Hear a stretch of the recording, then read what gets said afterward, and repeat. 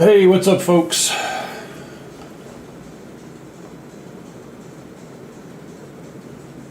I am just trying to get some links copied over.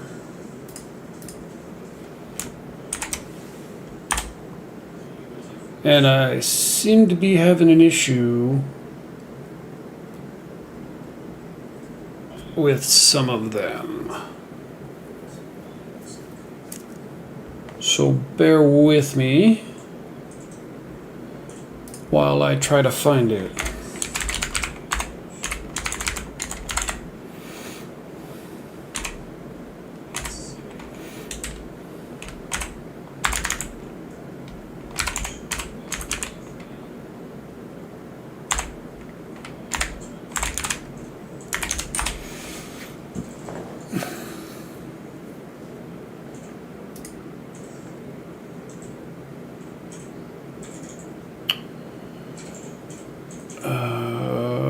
Let's see here.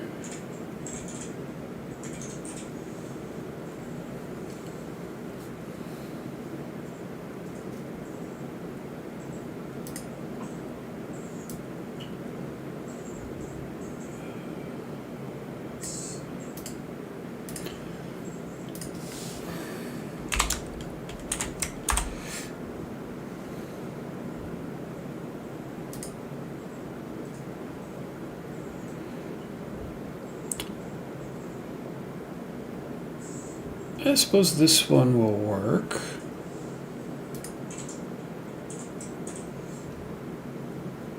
It's not the one I wanted.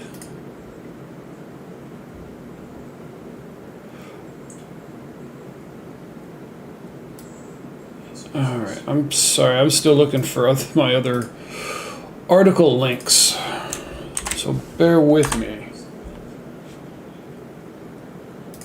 Oh, we got us a clanker, eh?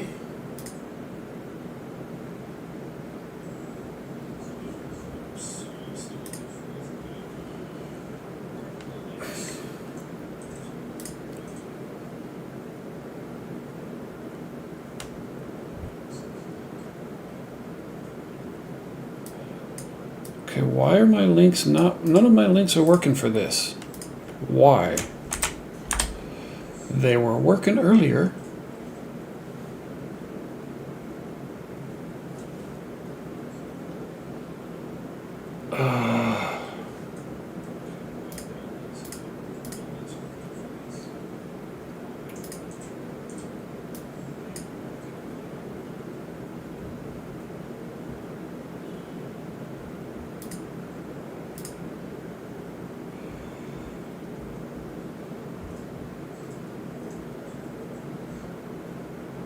One moment while I try to get new ones.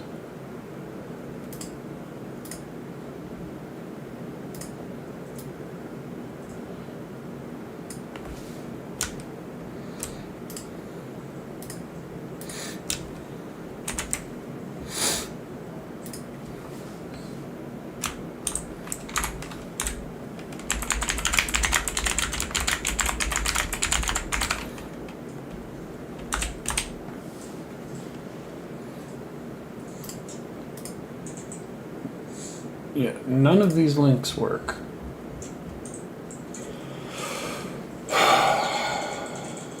What's going on, Jigs? Appreciate the follow, dude. I'm trying to get some links working, and for my Subnautica stuff, because I've got some... I found some stuff, and then now the links don't work, so I'm trying to find new links.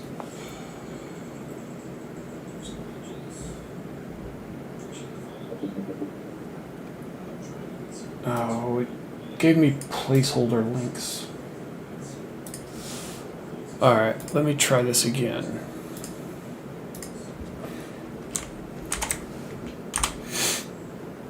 Okay, that one works now.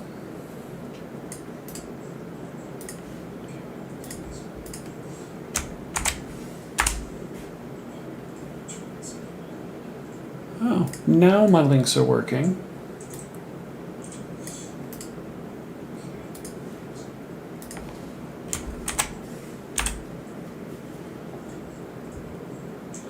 So what's going on for you for the weekend, Jigs? What's up, dude?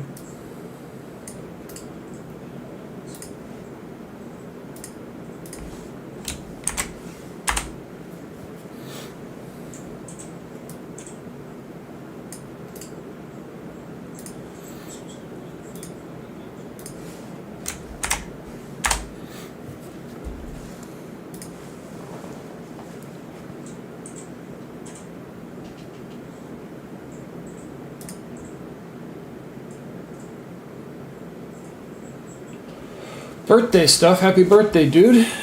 Making an ad. So they make you make your own ads, or is it like us where we just, like for the Dragon's Treasure, we just kind of make our own memes and stuff and throw our code in it? Or do you have to like make like actual ads?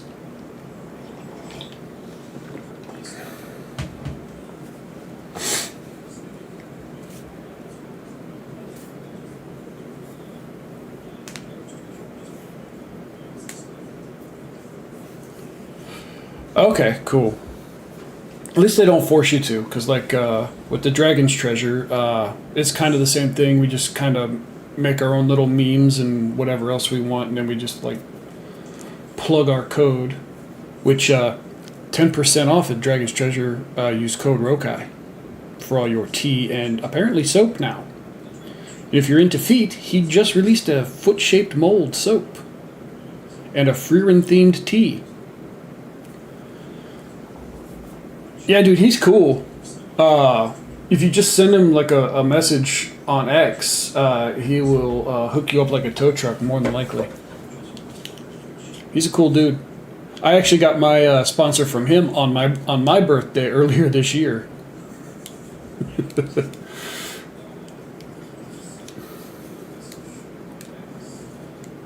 But yeah, if you send the T-Man a message on X, or tag him in one of my posts where I've already got him tagged, because if you look on my X profile, I've just posted the his new soap mold and his new Freeran themed tea.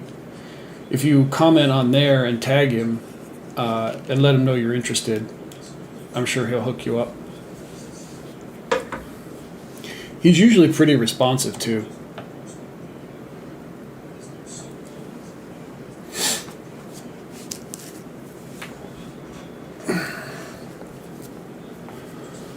Okay.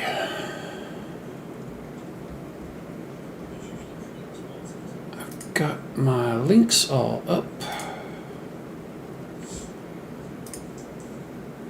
Now the question becomes, I'm going to leave it to you since you're the only one here, Jigs.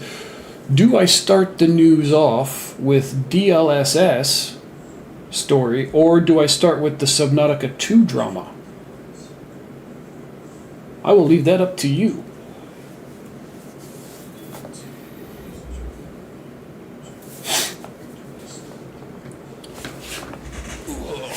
I've got some other stuff, but those are the only two I've got prepped right now. I mean, there's some Arc Raiders stuff. There's an update on the Steam lawsuits that I can go into. And apparently Sony is going to be closing Red Storm Entertainment, which is Tom Clancy's studio. Or we can just kind of pal around on the interwebs and see what kind of video game nonsense we can find on X. Because there is no shortage of things to find on X game related.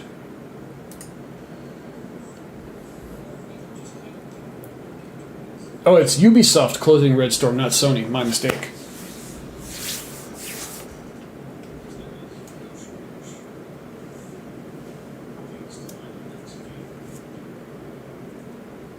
No, see, speaking of teas, and the ads appear.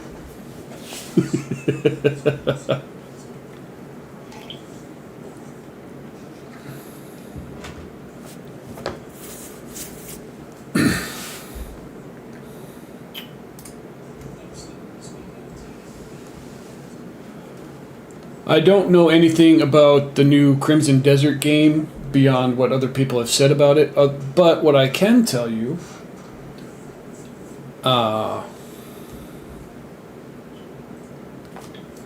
is the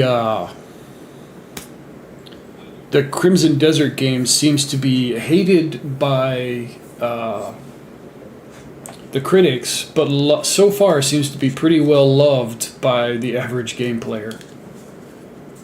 So it's like the exact opposite of Marathon. Let me actually move the thing into the web review page. There we go. Why has it got my body all twisted? There we go. That's better.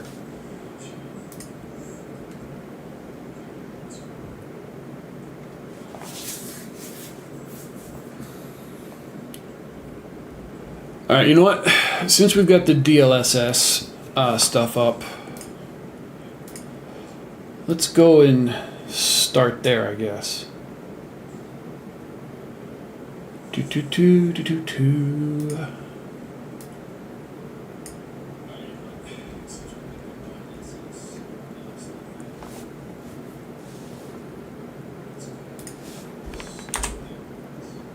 hate when you make changes to things and then the layouts don't stick. I had this laid out exactly the way I wanted it, so that way it was easy to read. And then no. Freaking auto formatting.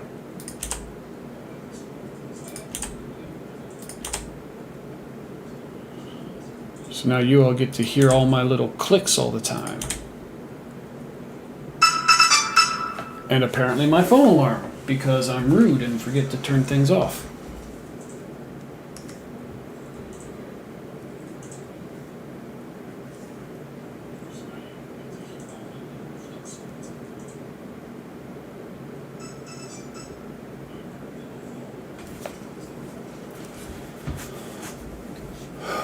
Okay, where did I leave off on my layout changing?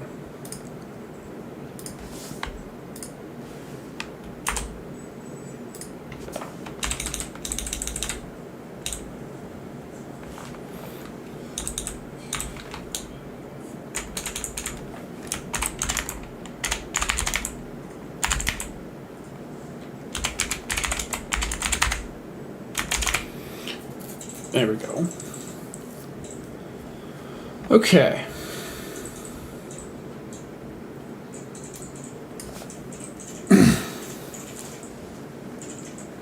Can't believe I spent all that time. It was mostly just layout fixing.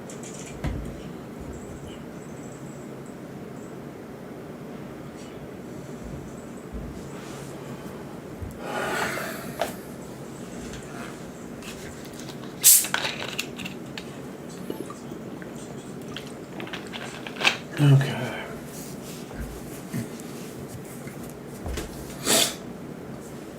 Let me find my record button.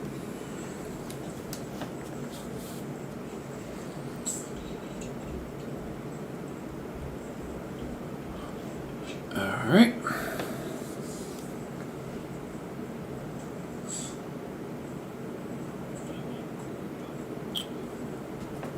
Alrighty. Alright, we're going to jump into it here. Let's start my recordings and such.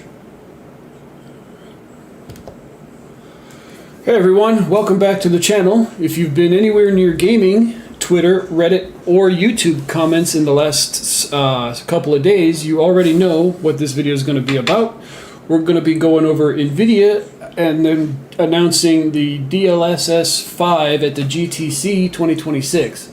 And instead of the usual wow, more frames celebrations that we normally get, the internet is straight up rioting, and people are calling it the AI slop filter or the yassification machine, and accusing it of straight up overwriting artists' visions. Jensen Huang himself had to clap back and tell everyone they're completely wrong. So today we're breaking down exactly what DLSS 5 is, why it's blowing up, the wildest examples everyone's sharing, Jensen's defense, and my honest take. And I'm going to give you all the details that I've got so far, so let's get into it. Alright, first we're going to do a quick recap here on the announcement. This dropped back on Monday, the NVIDIA's GTC 2026 keynote. Jensen Huang called it the GPT moment for graphics, their biggest leap since ray tracing in 2018. DLSS 5 isn't just another upscaler like DLSS 3 or 4.5, it's full-on neural rendering. NVIDIA trained a massive AI model that actually understands the entirety of scenes, characters, hair, fabric, translucent skin, lighting, absolutely everything from a single frame. Then it uses generative AI on top of the game's own 3D geometry and motion vectors to add photorealistic shadows, textures, depth, and detail in real time. It's not just sharpening pixels, it's inferring what the scene should look like if it was more realistic. Think of it as the AI guessing this fabric should have better folds, this face needs more realistic skin pores and lighting. They showed demos running on RTX 50 series cards, works on a single 5090 as well. Release window fall 2026 is when they're going to be dropping this thing.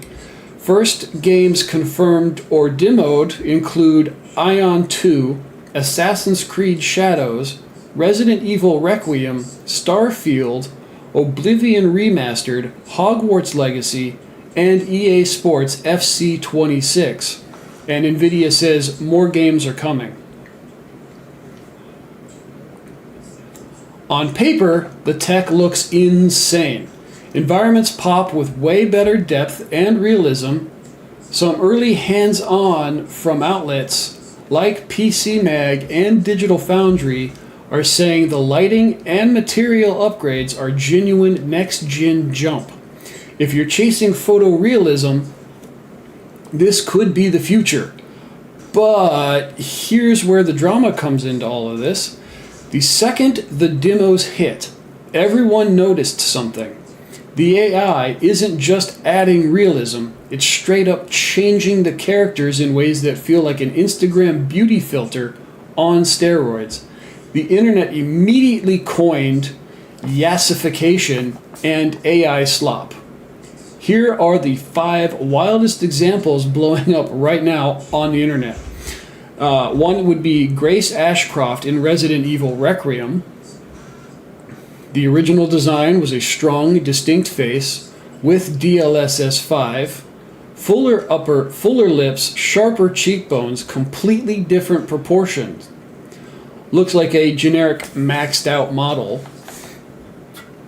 Documentarian Danny O'Dwyer called it turning everyone into yassified looks-maxed freaks that sexualize everything through a teenage boy lens. 15-year-old student in Hogwarts Legacy, the kid goes from looking like a teenager to a full-grown adult with way more detail. Critics are saying it ages characters and strips their intended look. Virgil van Dijk, D-I-J-K, in case I mispronounced it, in EA Sports FC 26, the real-life Liverpool captain becomes almost unrecognizable, face completely smoothed and altered. Starfield and Oblivion remastered faces, same story. Characters lose their unique identity and get homogenized into the same conventionally attractive template. The environment lighting across the board. A lot of scenes lose all depth, contrast, or warmth. One Reddit user summed it up. The depth, the contrast, the warmth of the lighting, all of it is just gone. It looks flat and overbright in places like bad HDR on crack. The term AI slop filter is absolutely everywhere. YouTube comment sections on the announcement trailer are basically 100% all negative. Memes are flooding through Twitter, and I've seen some of them myself, comparing it to Snapchat filters or old motion smoothing TVs that just ruined movies. Gamers and some devs are furious because this feels like Nvidia deciding how games should look instead of the artists who spent years crafting unique styles. One big fear, it homogenizes absolutely everything. Every game starts trending toward the same AI-trained beauty standard instead of respecting the original artistic direction. And so I'm going to read the news summary here direct from the NVIDIA newsroom and hear what they have to say. So let's start with their news summary here. NVIDIA DLSS 5 arriving this fall introduces a real-time neural rendering model that infuses pixels with photorealistic lighting and materials. It is the company's most significant breakthrough in computer graphics since the debut of real-time ray tracing. It will be supported by the industry's biggest publishers and game developers, including Bethesda, Capcom, Hota Studio, NetEase, NCSoft, S-Game, Tencent, Ubisoft, and Warner Brothers Games. And during the GTC, NVIDIA today unveiled NVIDIA DLSS 5, the company's most significant breakthrough in computer graphics since the debut of real-time ray tracing. DLSS 5 introduces a real-time neural rendering model that infuses pixels with photoreal lighting and materials, bridging the divide between rendering and reality. DLSS 5 empowers game developers to deliver a new level of photoreal computer graphics previously only achieved in Hollywood visual effects. 25 years after NVIDIA invented the programmable shader, we are reinventing computer graphics once again, said Jensen Huang, founder and CEO of NVIDIA. DLSS 5 is the GPT moment for graphics, blending handcrafted rendering with generative AI to deliver a dramatic leap in visual realism.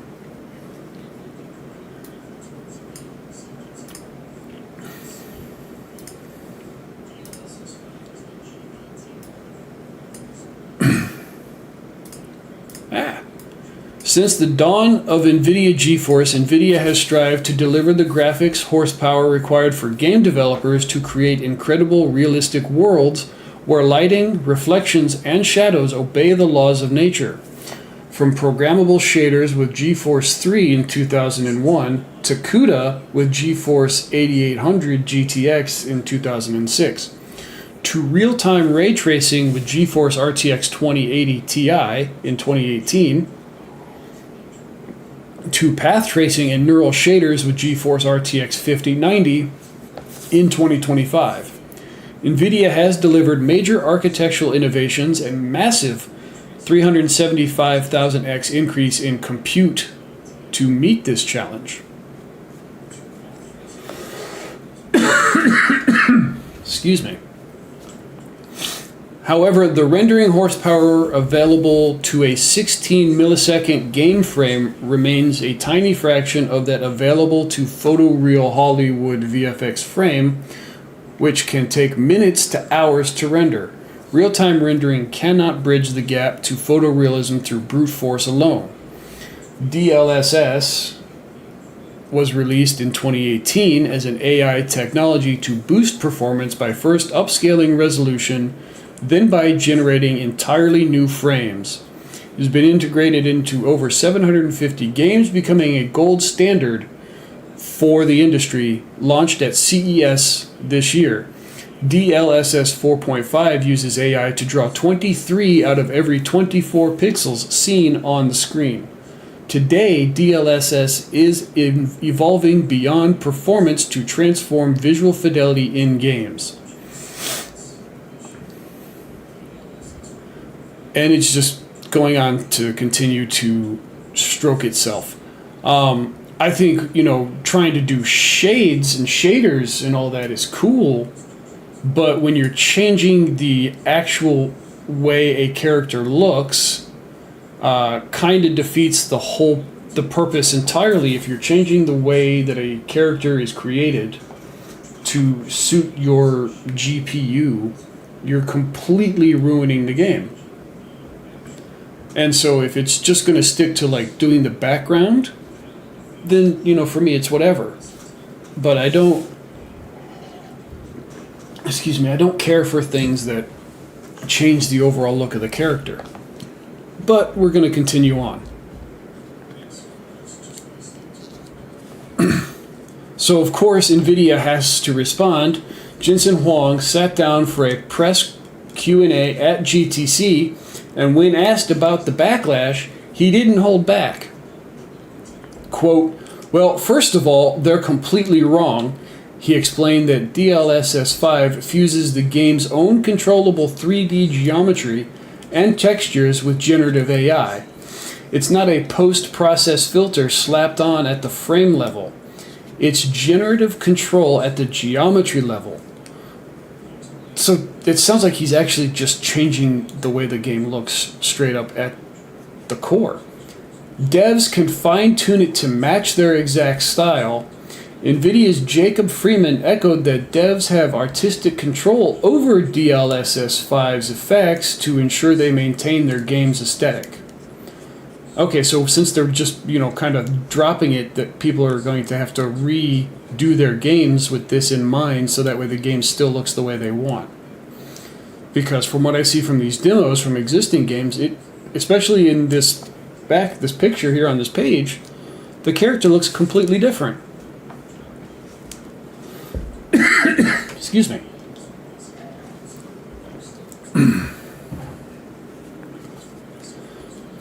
It's not a post-process filter slapped onto the front. At the geometry level, devs can fine-tune it to match their exact style. NVIDIA's Jacob Freeman echoed that devs have artistic control over DLSS 5's effects to ensure they maintain their game's aesthetic.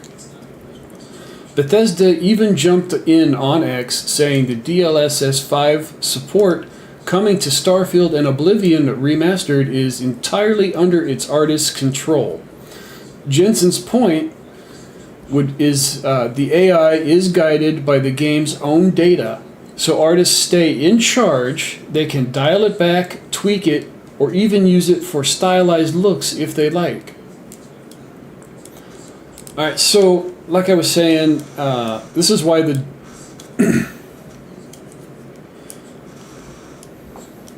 this does kind of feel like the way NVIDIA just kind of does things. They build these amazing tech and then shove it into absolutely everything, and then they're completely shocked, when people push back on what they're doing.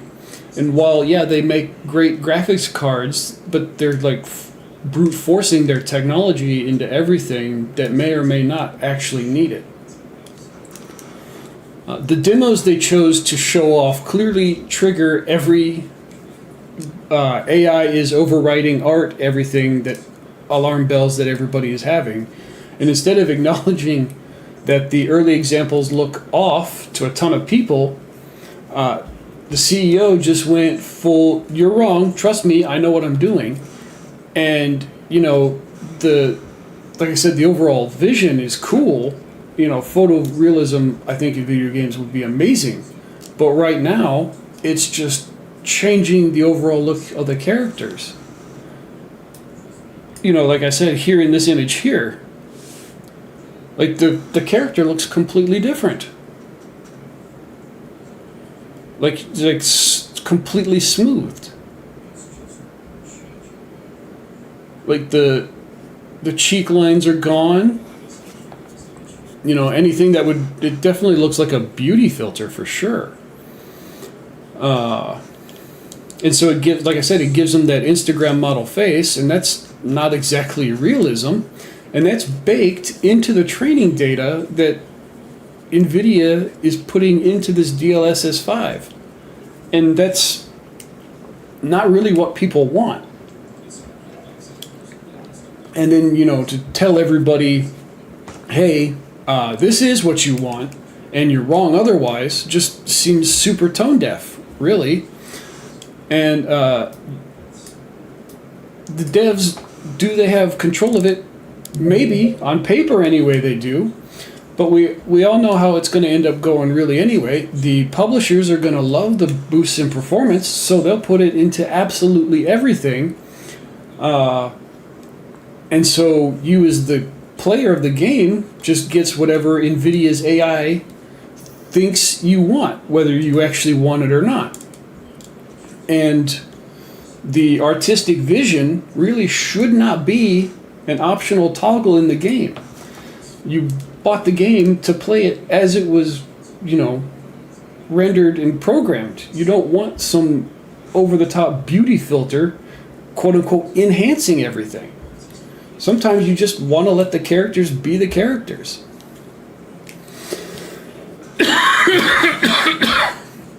Excuse me. So at this point, you really have to just ask: is this enhancing the game, or are you just letting the clanker decide what your game is going to look like for you? Anyway, fall 2026 is when we get to find out what things will actually look like, and whether or not the devs will actually have full control and lock down the way that they want this to work, or is it just going to keep looking like AI Instagram nonsense? And like I said, I'm skeptical. I don't know how it's going to look. I mean, if it's going to keep changing the way characters look, I'm not too keen on it personally. Anyway, what do you guys think? Do you guys think that DLSS 5 is the future of graphics? Or is it going to be the death of video game art? Drop your comments in the sections below. Make sure to hit the like and subscribe button. I'll see you guys in the next video. Remember, be good to each other, and thanks for watching. Later, everybody.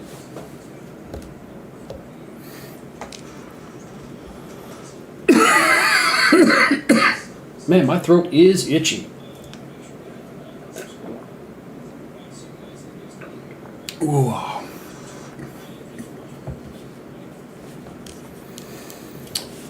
right. And I should have muted that on you guys. I apologize.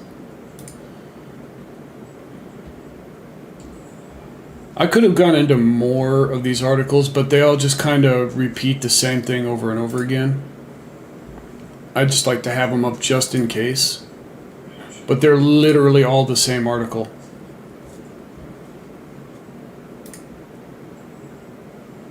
Although this would have been easier to look at because it's not as, blinding white. Oof.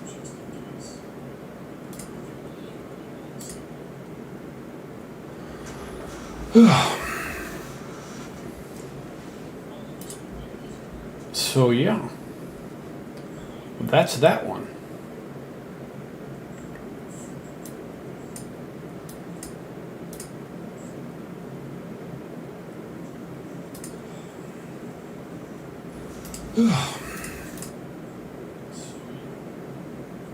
Okay.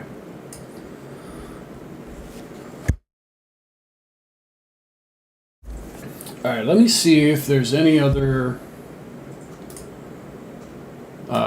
gaming nonsense out there. Give me 1 second. Do my search through my my cheat section.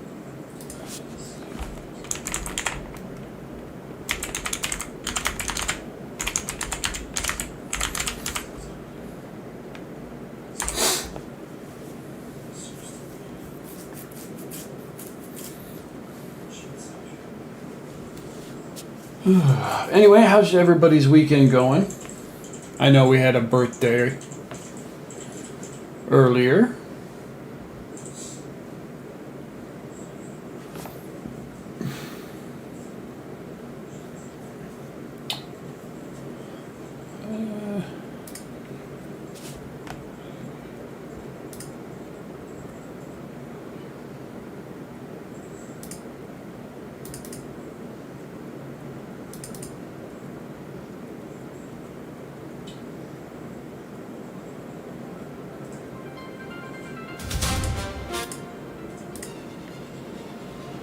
Okay.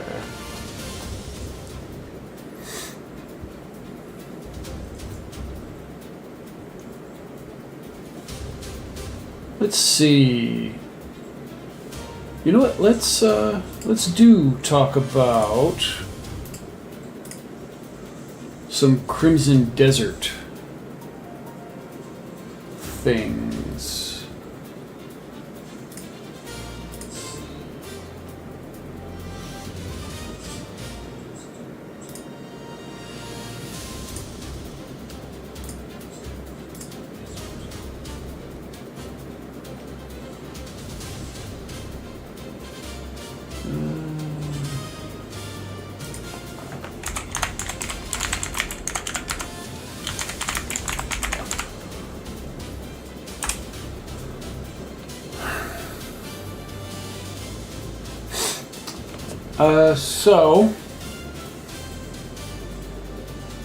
Oh, yeah, so Crimson Desert sold like 2 million copies today. And it has like... You know what? Let's look it up on SteamDB.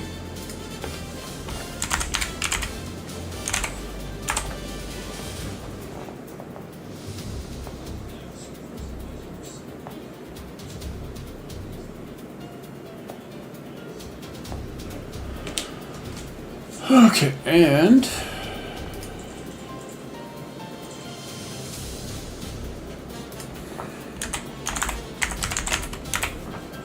There we go.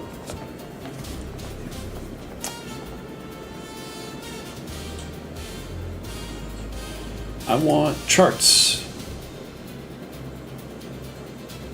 Looks like it all-time peaked yesterday at almost 500,000 players.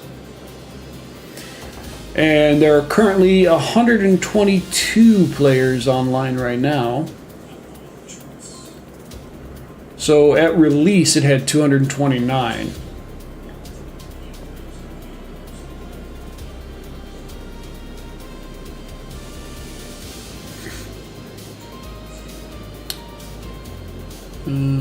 So yeah, I mean, it's so far it seems to be doing good.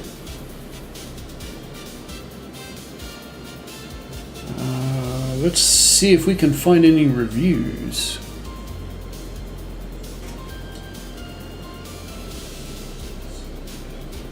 Here we go. Reviews.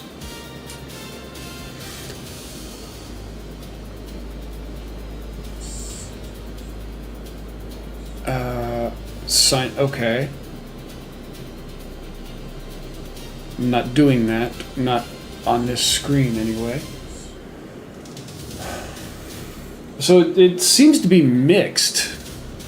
You know, overall 61%. But everybody that I have seen that has played it, at least on X, seems to really like the game.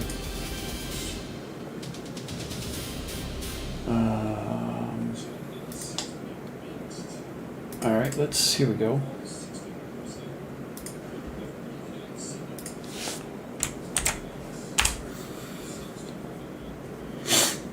Alright, so let's see. It's now available on PC, PlayStation 5, and Xbox Series X, having gone live on March 17th.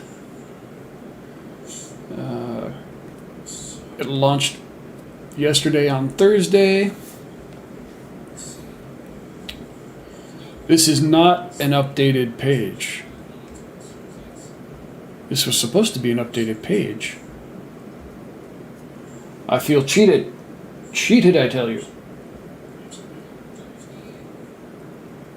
Alright, let's look for reviews.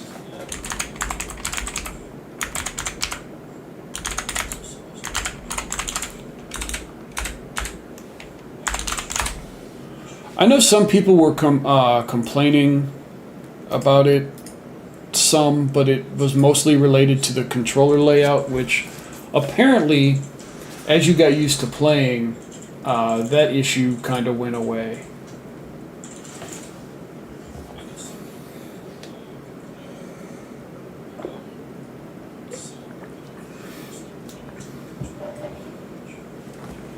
Here we go, an honest review. Well, as honest as anybody is these days anyway. Alright, Crimson Desert feels like it was designed in a lab by someone who wanted to combine elements of all of their favorite big-budget open-world games into the ultimate video game. It's got the adventuring of The Witcher 3, the slow horseback conversations of Red Dead Redemption 2, the open-ended puzzle-solving of Tears of the Kingdom, and the do-whatever-you-want dynamic world of something like Skyrim or Grand Theft Auto 5. And while it's genuinely impressive that developer Pearl Abyss even attempts to smash all of these things that I love into a single package, the result ends up being a jack of all trades but a master of none. The exploration and combat fall short of the best open world adventure games, the dialogue, the characters, and story are laughably bad. The puzzles are unintuitive and janky.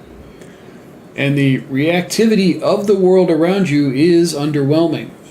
But despite all the frustrations I've faced across the 130 hours it took me to complete the main story and do a good chunk of the side content, there were still many moments where I was left stunned by the sheer magnitude of the uneven world that's been created here. In its best moments, Crimson Desert has you wandering around arm wrestling, fishing, gambling, completing side quests, and just getting lost in an absolutely gorgeous open world where it feels like anything is possible. One moment I was playing a mini settlement builder, managing resources and sending my allies out to earn loot and resources on my behalf.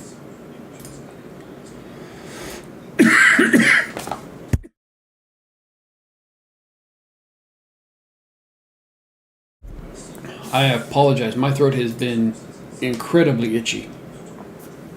And the next I was hunting wild animals and grilling them into a pile of meat to prepare for a big battle. But there were an equal number of occasions where I was absolutely dumbfounded by annoying choices like how combat encounters almost always go on way too long, or how your paltry inventory space constantly fills up and forces you to part with items you've worked hard for.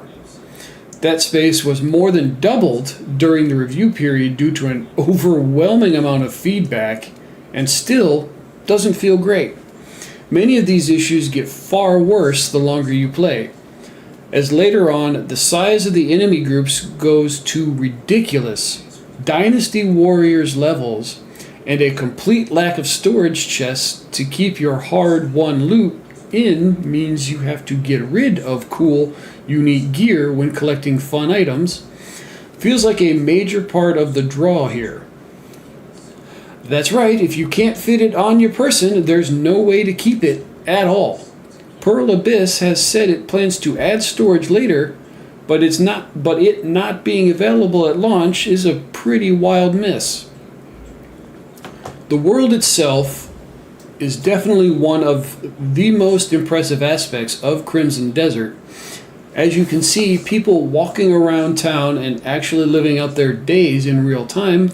For example, if you send a caravan of followers to go build something, you can drop by during work hours to see them toiling away before heading back to bunk at night.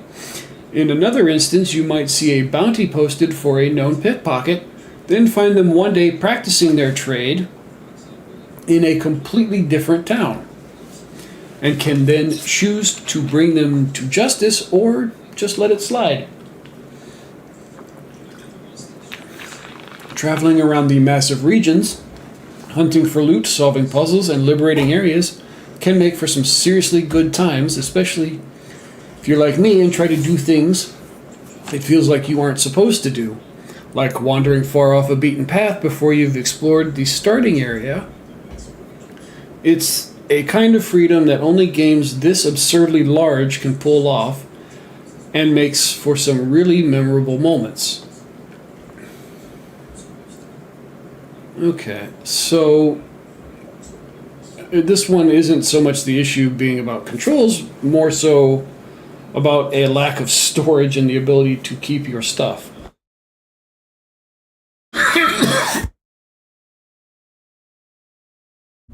Oh, goodness gracious me. So yeah, it seems like this guy's biggest gripe is storage. Anyway, let's hear their verdict. Crimson Desert is an extremely ambitious open-world adventure. That ambition is what makes it both incredibly cool and gobsmackingly infuriating in almost equal measure. I had some memorable times exploring the gorgeous world, discovering weird mini-games and killing bandits along the way, but those memories were also marred by moments I'd rather forget. Like tedious combat encounters, unintuitive puzzles, awful story, and substantial bugs. There's lots to love about this quirky kitchen sink design, and I admire that it managed to pack a metric ton of unique mechanics and interesting areas into one package. but it takes work to dig your way through the thick layer of gunk that covers it all, and the mostly competent action-adventure game that's buried beneath is only sometimes worth that effort. Okay, so it seems like that was kind of what I figured was going to be said in the beginning, where I said that they don't particularly care, the critics don't particularly care for the game, but from what I've seen from people that have actually played the game so far, they generally really like the game.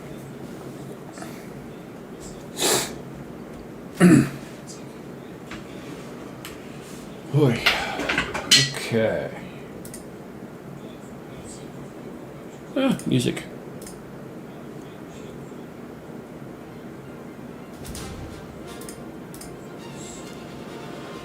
Oh.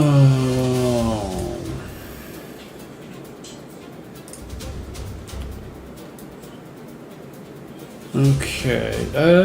That was all I had for Crimson Desert review.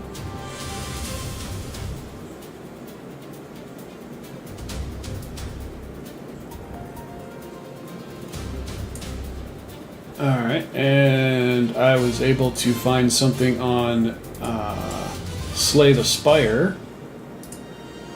So let's check that out real quick. And they are getting review bombed, apparently. In the past 24 hours, Slay the Spire 2 has dropped to a very positive 83% rating on Steam. As of this writing, all of the way from its overwhelmingly positive 97% rating on March 19th. Not the end of the world.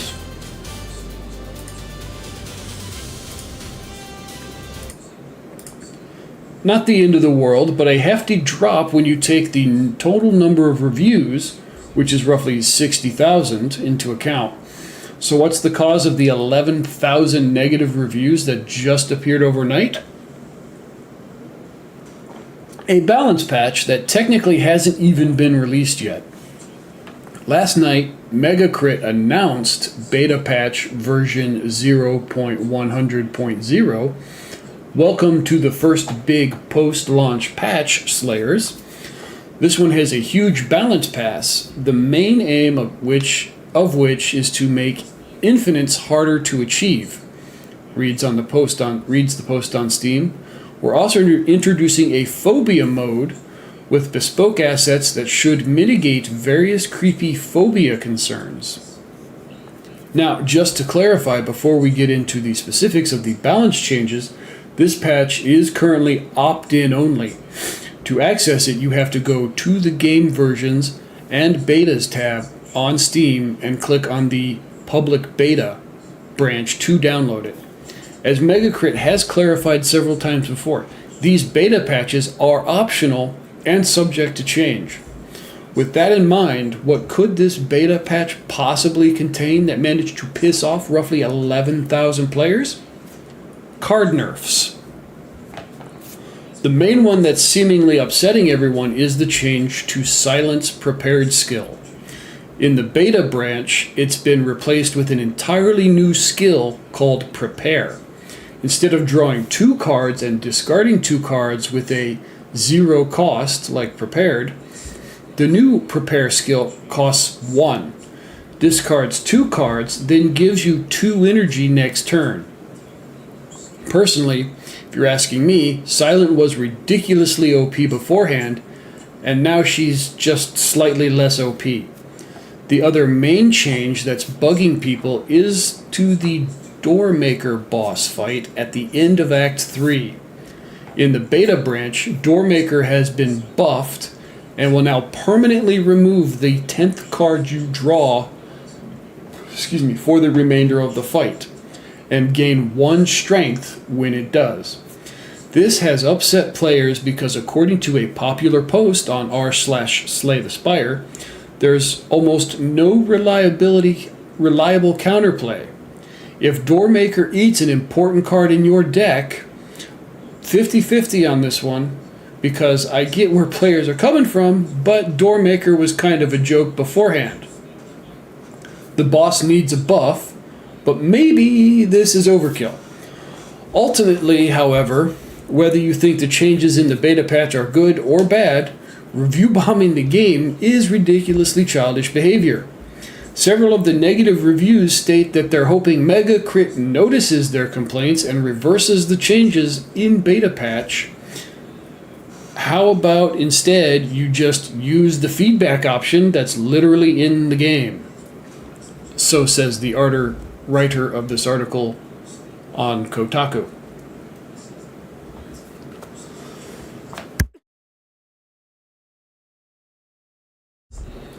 Excuse me. I need to go get some more water. My throat is dry. Anyway, I'll put you guys here on a break, and then I'll get some water and come back, and we'll jump into the next story. I'll be right back, y'all.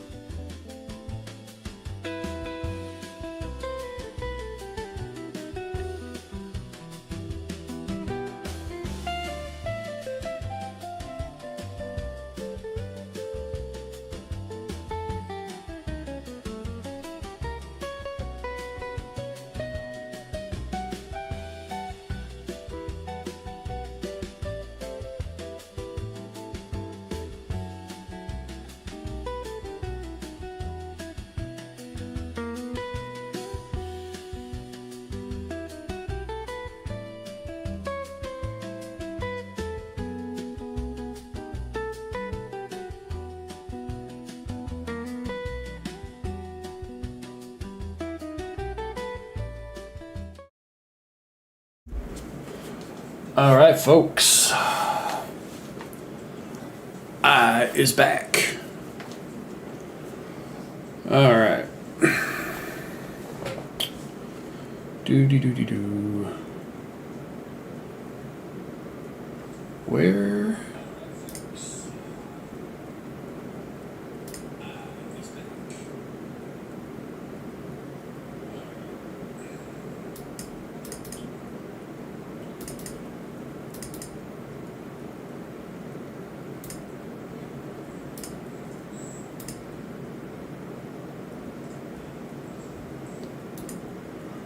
All right, the next one on the agenda is going to be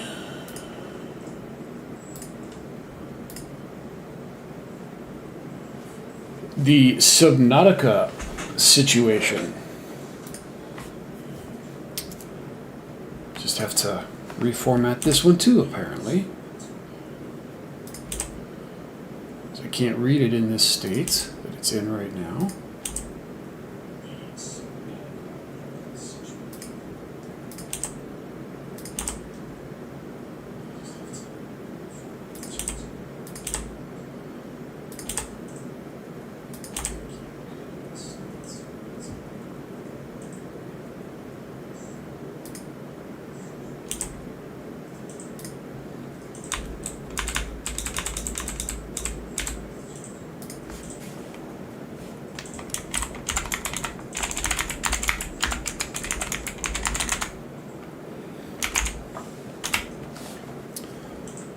Okay.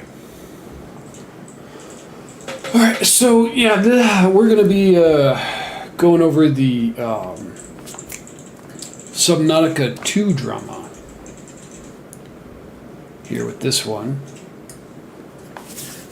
All right.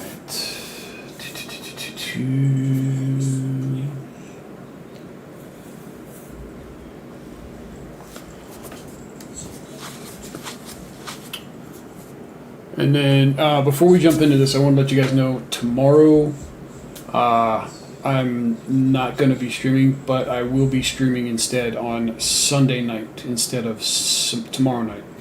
I've got some family stuff come up that I have to take care of.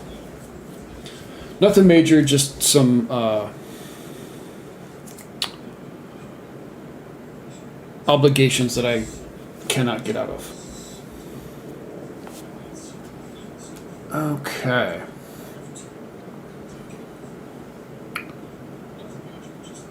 Here we go. Hey everyone, welcome back to the channel. And if you thought corporate greed in gaming couldn't get any more ridiculous with any of the other things that we've seen, Subnautica 2 has just proved us all completely wrong.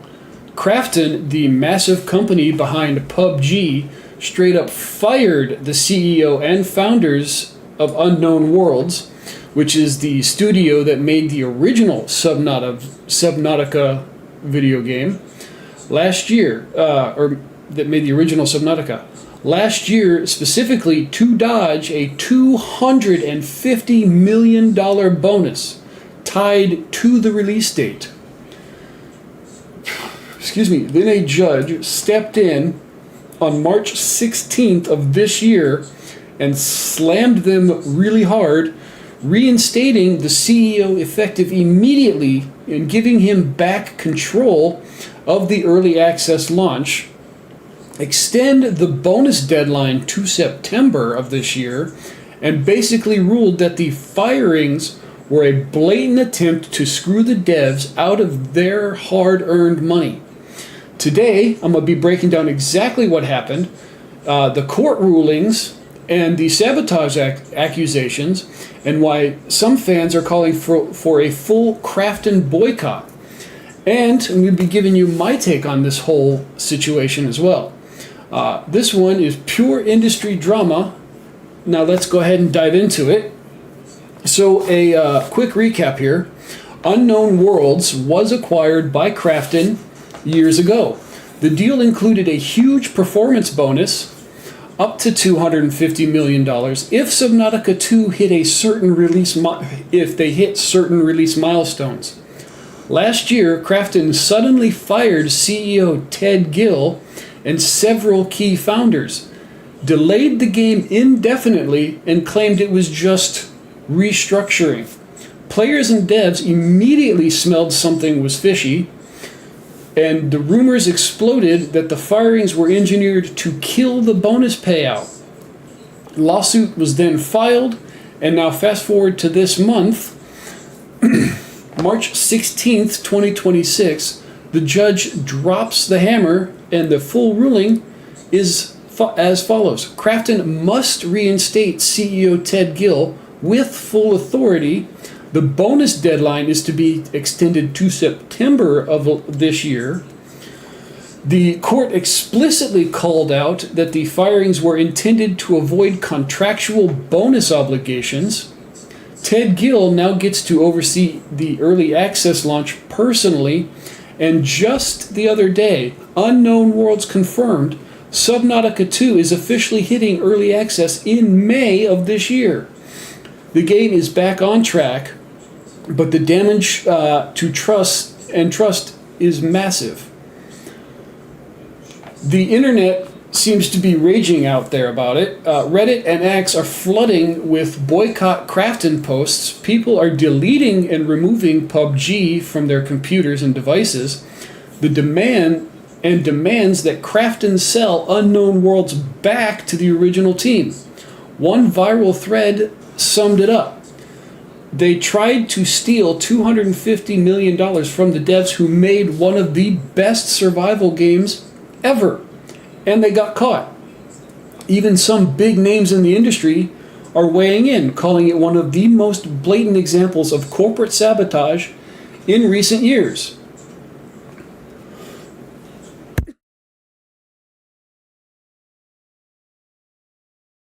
Excuse me. All right, and so let's, jump into these articles here. In a bombshell ruling, court has ordered Krafton to reinstate former CEO Ted Gill, returning control of Subnautica 2, so his team can secure its $250 million bonus. Details of the legal complaint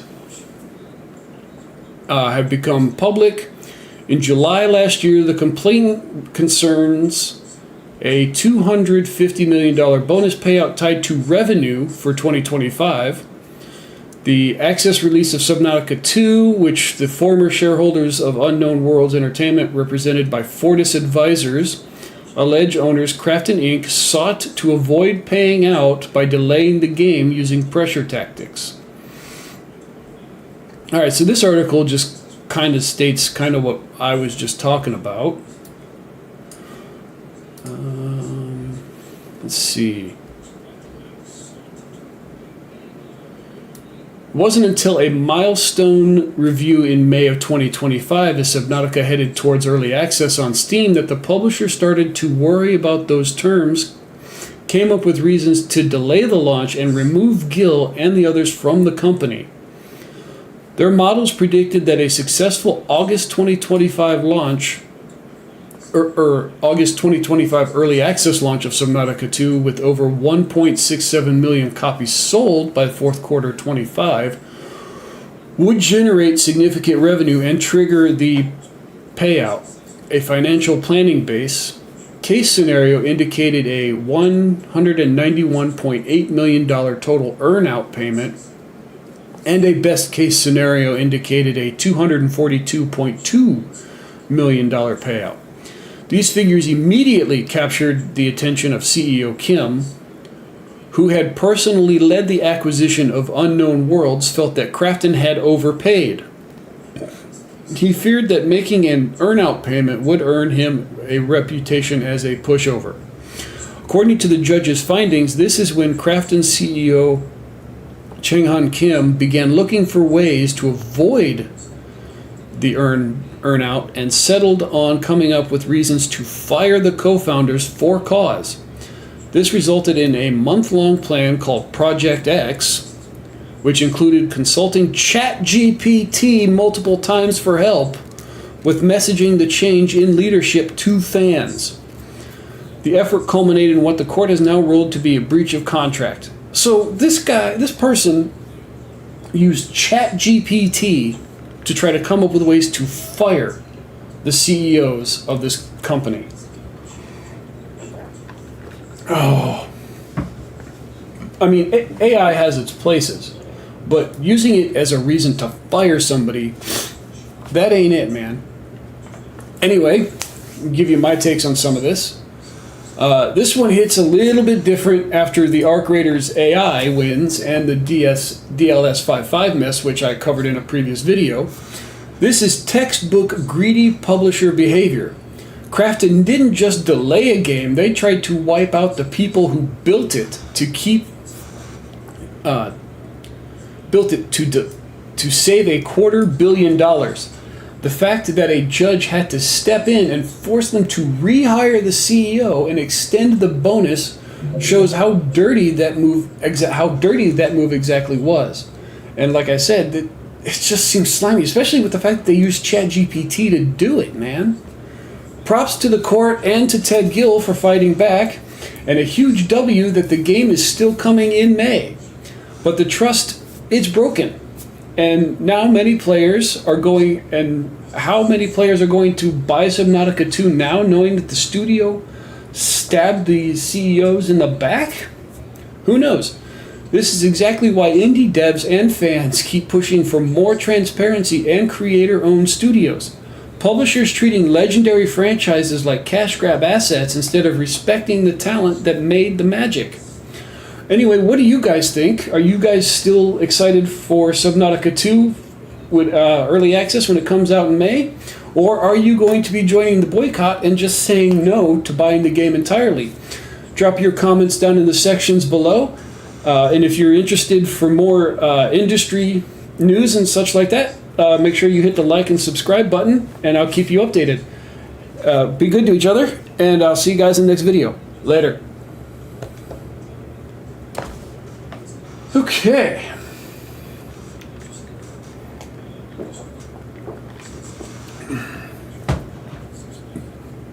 It was a nice little shorty of a video. Now, where did my document always seems to like close on its own? Kind of need that document.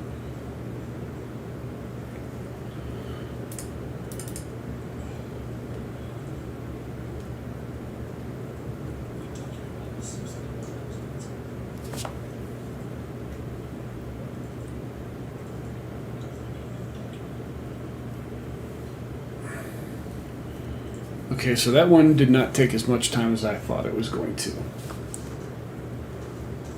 Okay.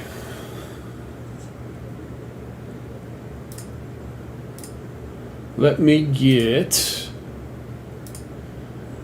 Let me get the game up and running. I'm thinking... Put you guys here in the music zone, so to speak. Alright. I am thinking we continue with our Ninja Gaiden 4.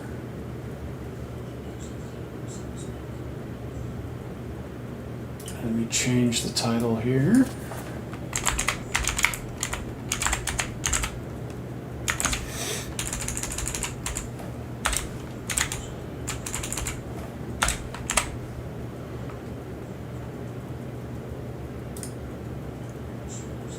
Alright, now we start the game up.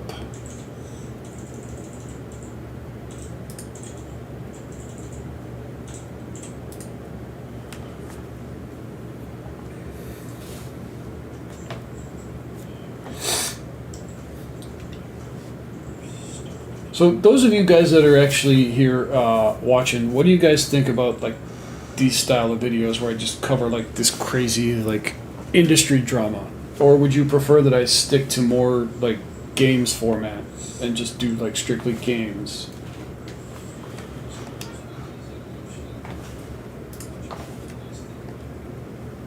I'm interested in seeing what you all have to say.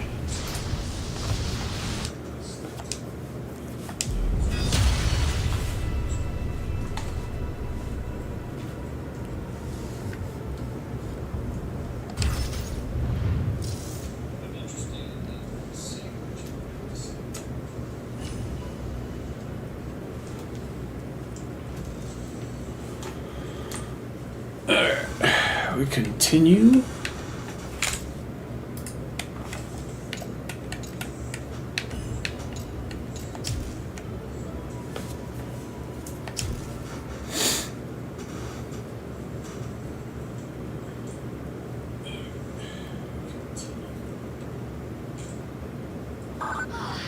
You made it.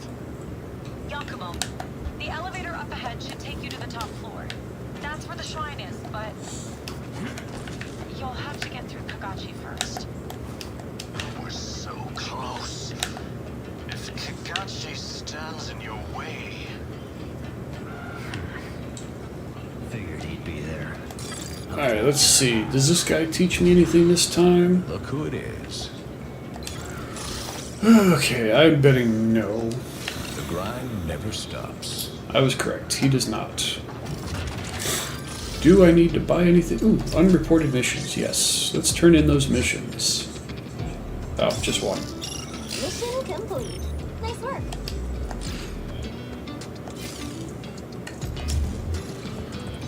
Can't buy items. Okay. See you later, Yakumo. Sweet, more health. Like it, like it. Digging it.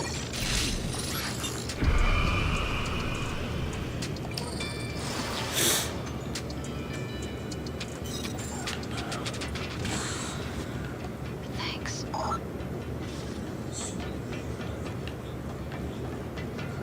Oh boy. This is gonna suck, I can tell.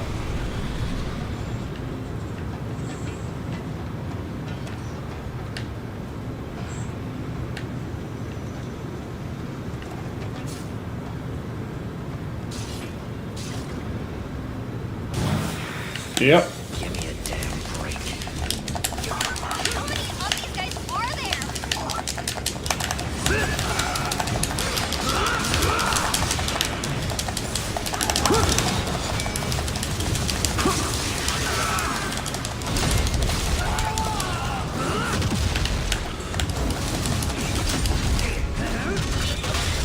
Squash him.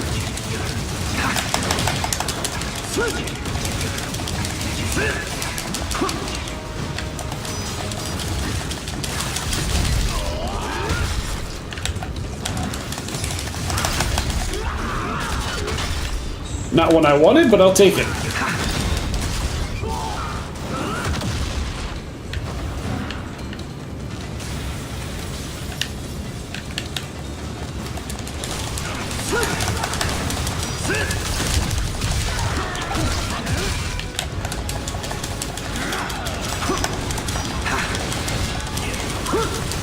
Come on.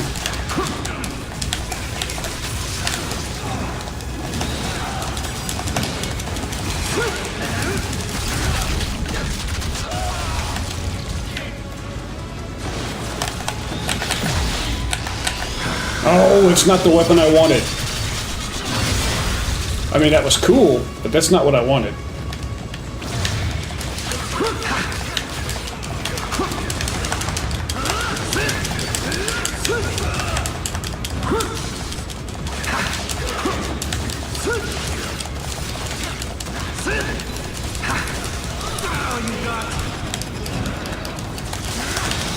Say goodnight.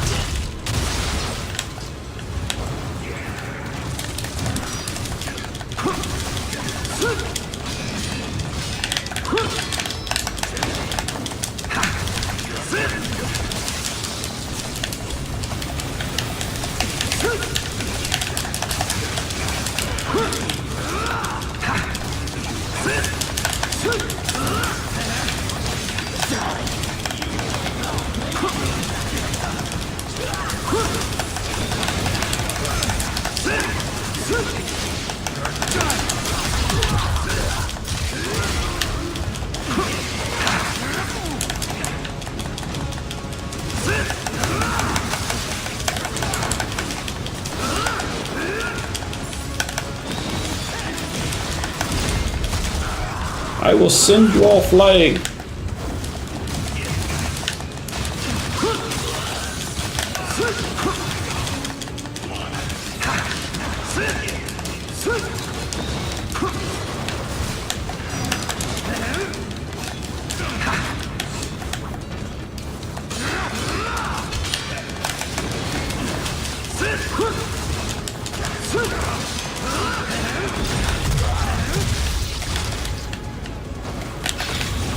No escape. I'll get you this time, dude. Yeah.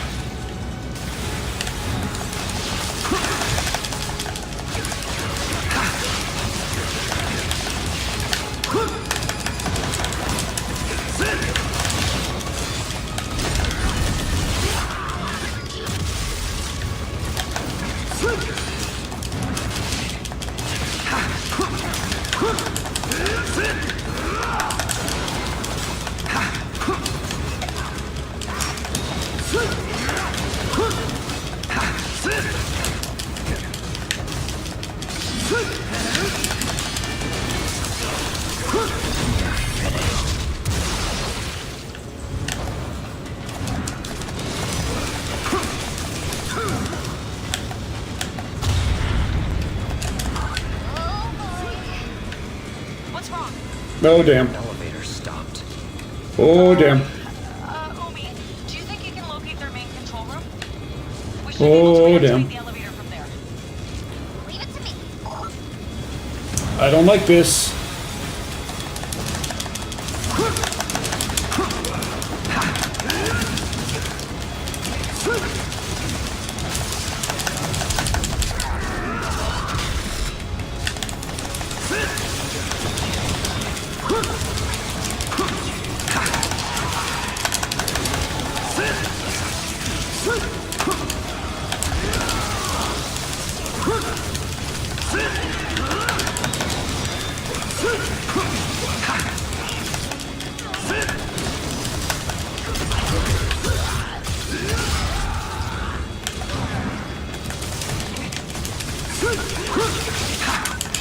Theori, Saki, I just sent you the coordinates. Got it. Right away. Excuse me. Hang tight, Yakumo. I'll manage.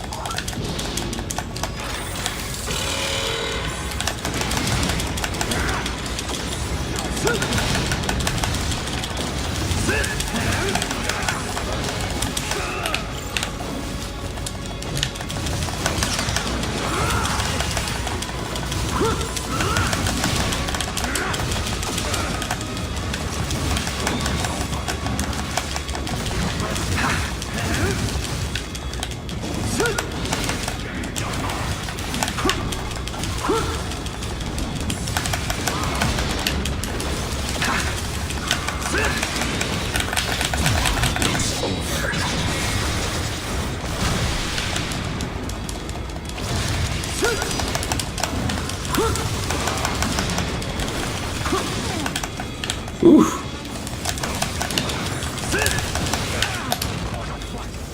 Ooh. Ooh. This guy's a bit spicy. I'm,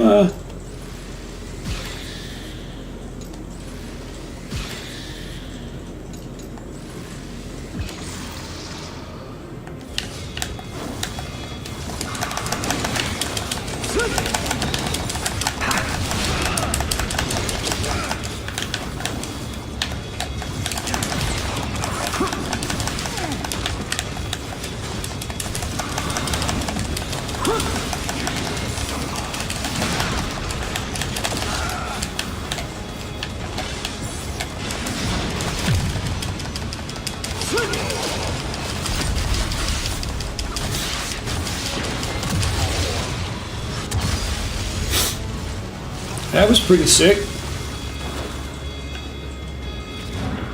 I don't ever want to do that again, The elevator now. but that was pretty sick. Did it work? Elevator's moving again. Couldn't have done it without our expert ninja hacker, Umi. Yeah, whatever. Just get to the shrine in one piece, alright? You got it. See you at the shrine, Yakumo. Right. Sure you will. I'm only doing all the heavy lifting.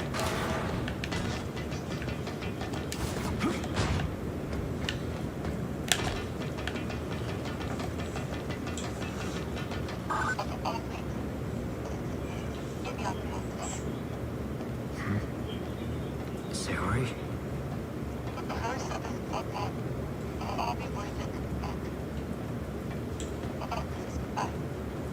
Sayori.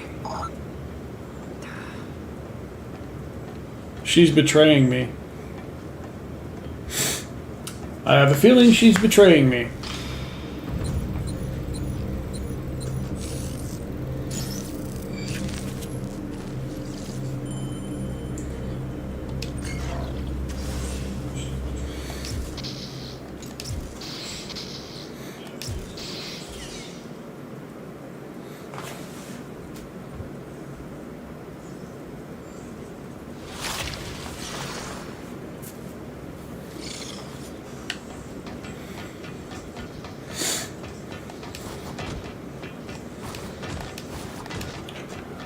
Yeah, I'm pretty sure she's betraying me, actually. Alright, Alright, let's see. Is this guy going to teach me anything new? Let's get to it. No, but I can have words with him. Grand General of the Divine Dragon Order. He and Hayabusa are the only reason the DDO got as big as it did. They used to just be a weapons manufacturer or something. But with the numbers they got now, they've changed. Any case, if what I've heard is true, get ready for a tough fight. I feel something, I really don't want to fight that guy. almost like one of those demons. Don't you underestimate it, Yakumo. I really do not.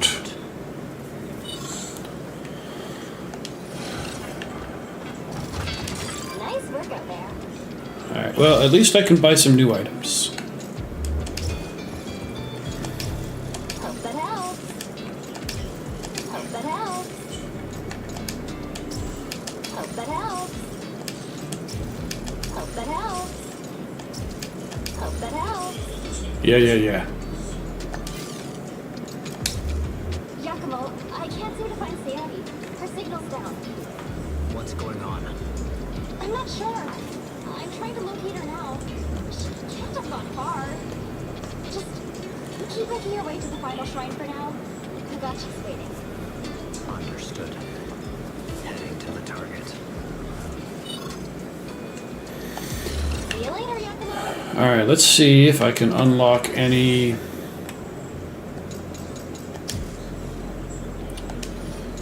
weapons. I don't think so, but I thought I'd check.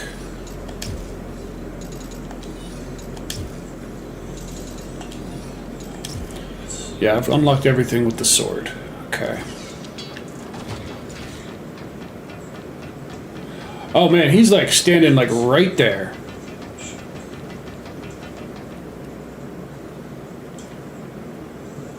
End of the line. So he says. Kakashi. Hey, that guy's got the same color hair I do. The city's a damn wreck because of you. But there's no one to blame but myself. I should have killed you the first time we met. I know, Sayori. I'll give you one last chance. Stop this madness. Stay away from the Dark Dragon Seal.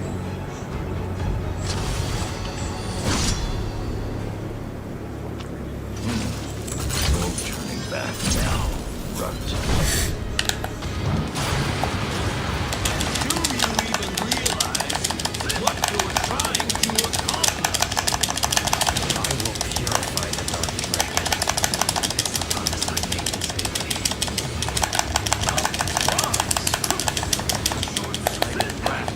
Think of the consequences of what you're about to unleash. Are you prepared for that anguish? I am a Raven Ninja, and I will execute my mission. I will let you or Hayabusa stand in my way. Really? Then you leave me no choice.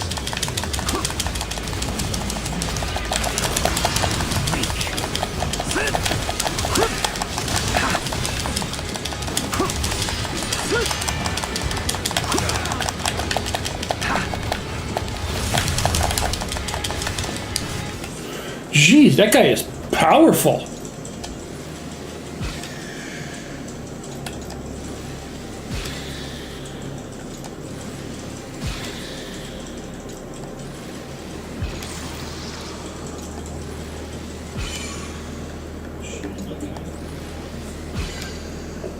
He's like really strong.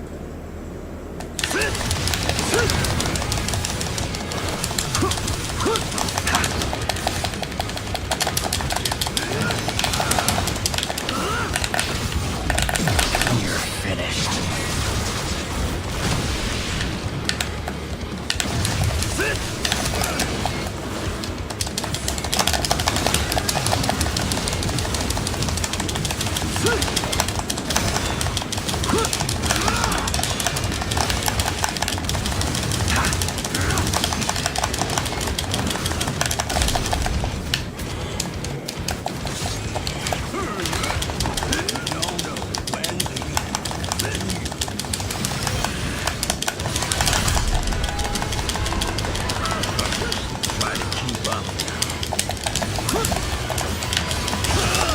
Oh no!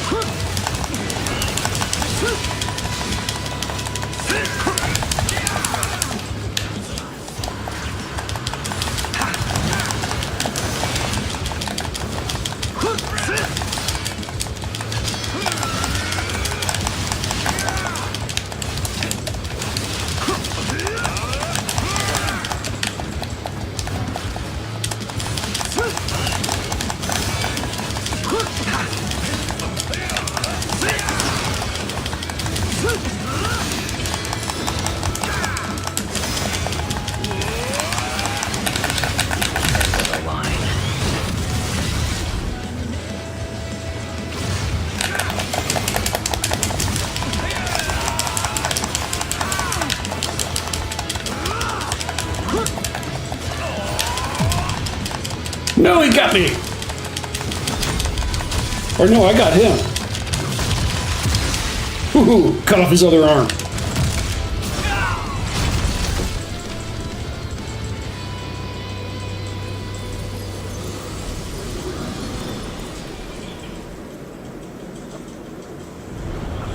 I guess he's been disarmed. Sorry, that is a terrible, terrible joke. And I'm not exactly sorry. I will continue to make terrible, terrible jokes.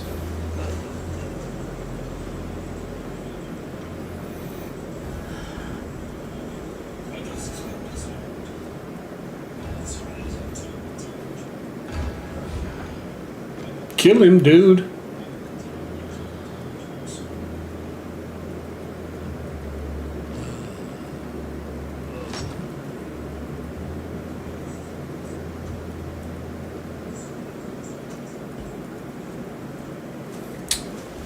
Disappointing. Had us worried. You made it. Ay, ay, ay.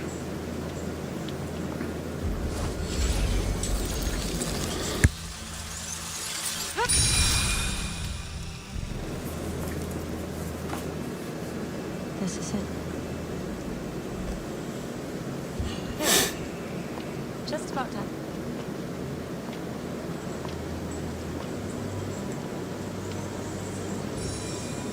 Only one last step.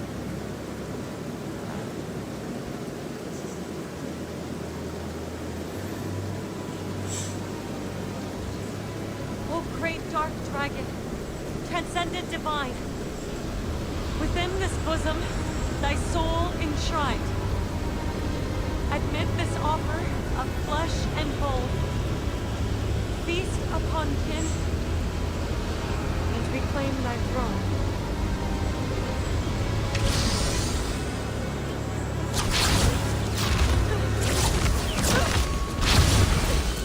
Great. This is the only way. Jakob, break the final seal.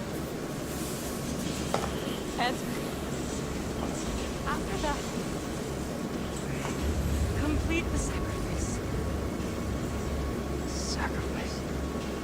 What? Dude, you're a ninja. You're not supposed to have emotions. The dark dragon is inside of me. To finish the resurrection, soul and body must be reunited. As vessel of the dragon's soul, I seek to die.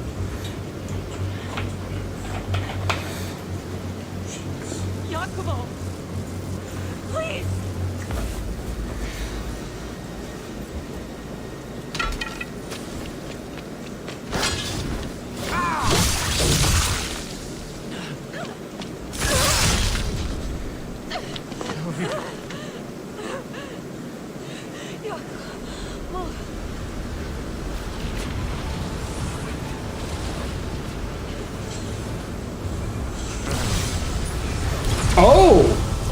a twist.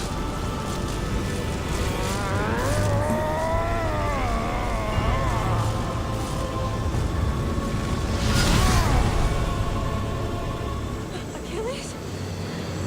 Still alive, are we?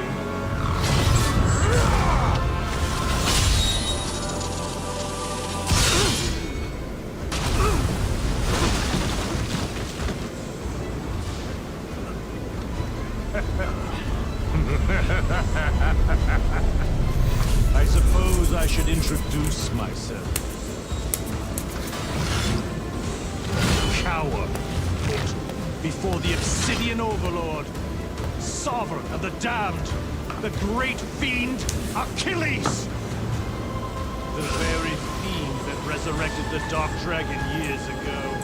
Even a mortal such as yourself has heard of me, I'm sure. Your Nope. hard work has made things so easy for me, dear Yakumo.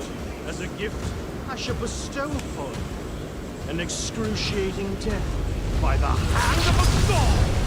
Oh, great. Misaki, you bastard! Oh, being touched, you can send me consolation. Reviving the Dark Dragon will be impossible without her death. I just saved you and killed her myself. You should be thanking me. Ah! I'll make you shut your fucking mouth.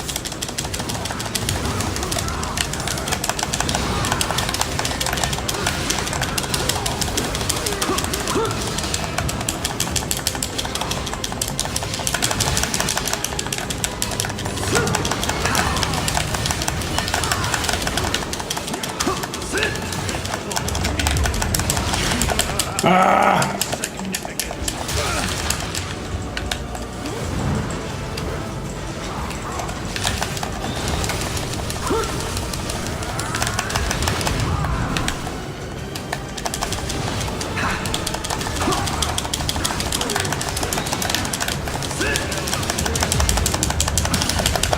Dang it!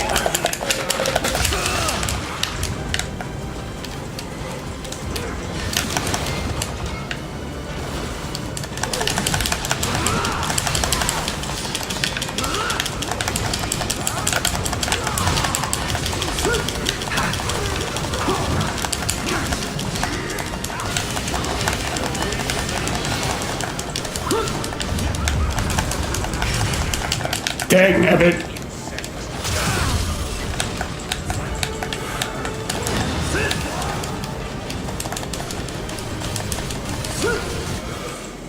Okay.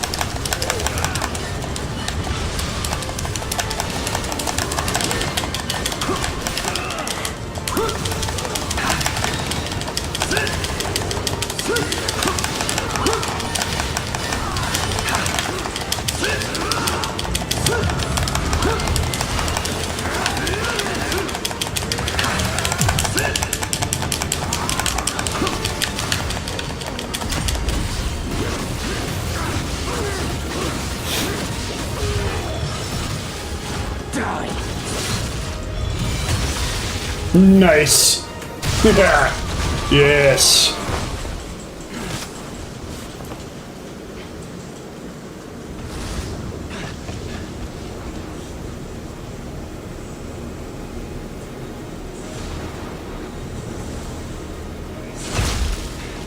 Saori.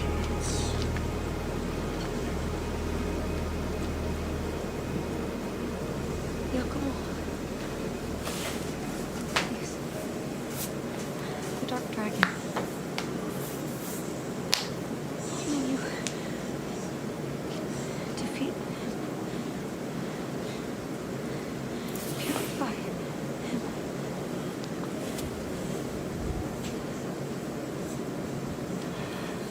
Dude, you're a ninja. You're not supposed to have feelings.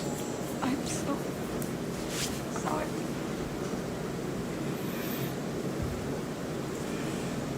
You know, I really don't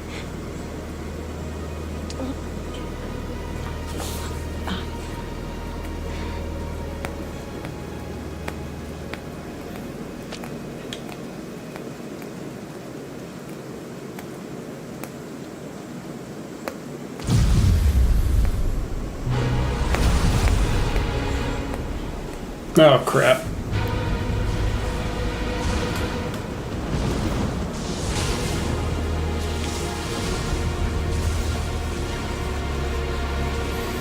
So can I get the final weapon or not?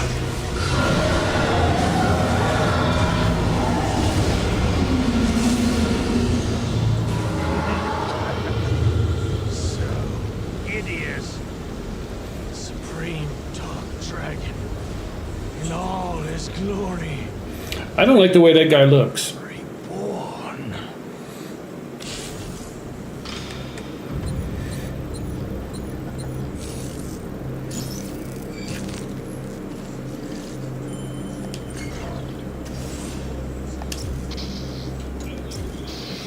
I don't like the way he looks at all.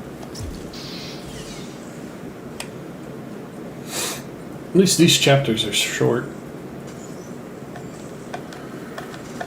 Okay, several years earlier.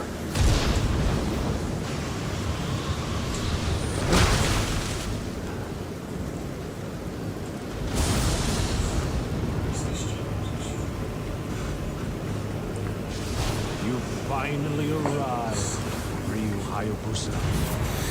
Achilles. With his body manifested, all that remains is the offering of the Dark Dragon's soul. Yes, one final sacrifice. Leave her be.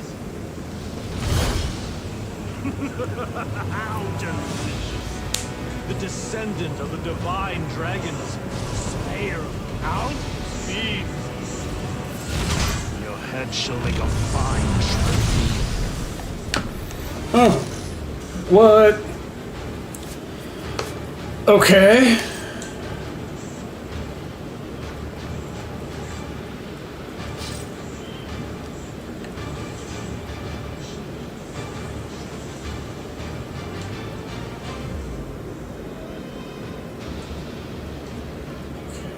What is all of this? You expect me to learn all of this in a freaking 30 seconds? Are you nuts?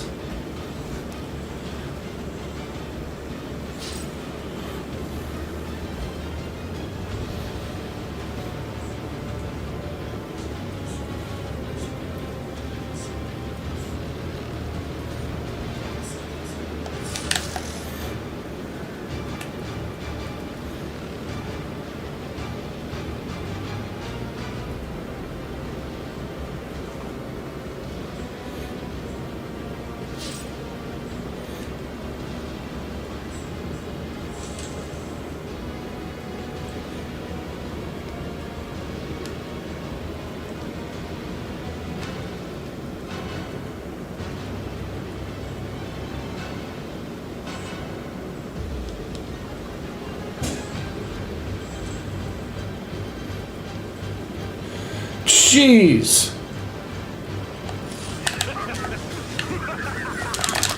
Once I finish with you, the Dark Dragon will be unleashed upon the world and destroy all.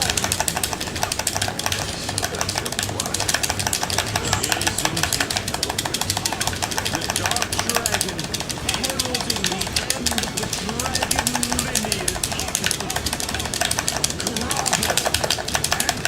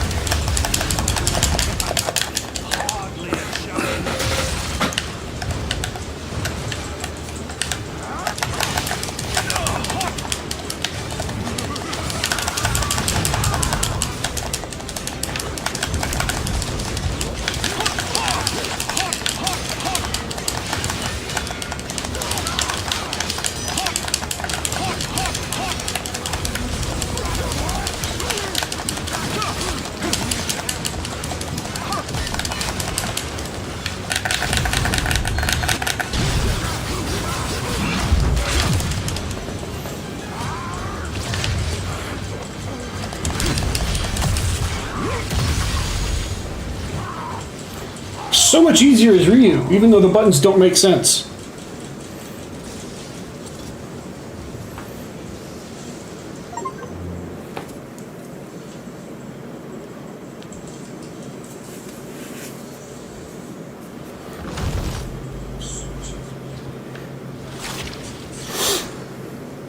Ryu, can you hear me?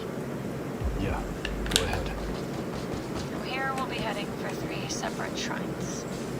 Your job is to clear the path and create a safe passage for me. I'll meet you at the shrine. Whoa.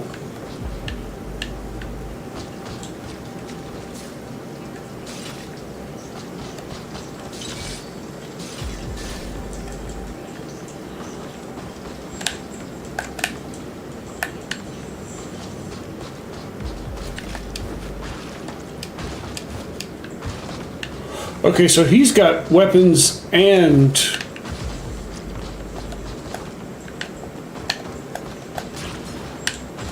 arts that you can choose from.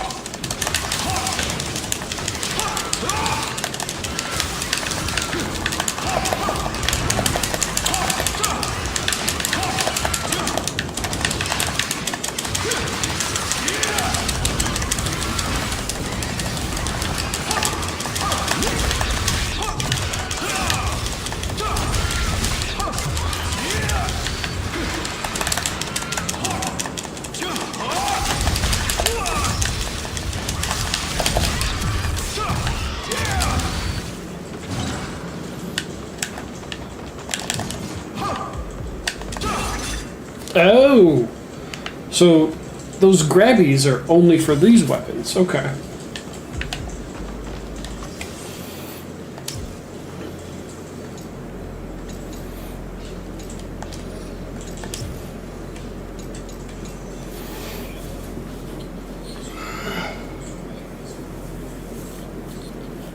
Oh, my eyes is getting watery again.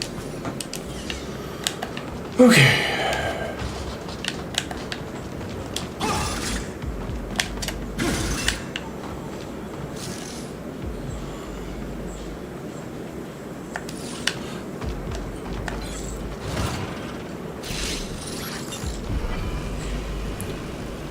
What? Okay. No explanation as to what it is, huh?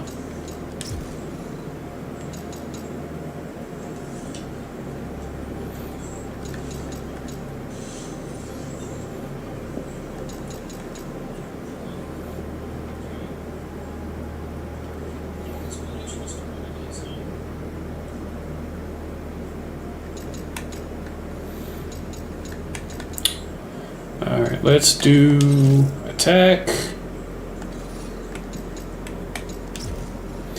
And then let's do some defense.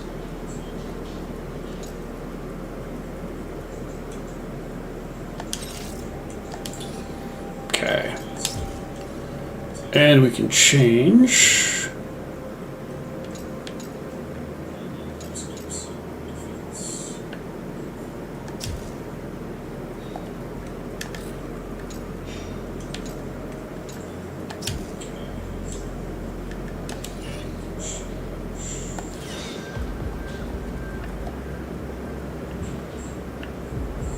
Dude, he's just covered in blood.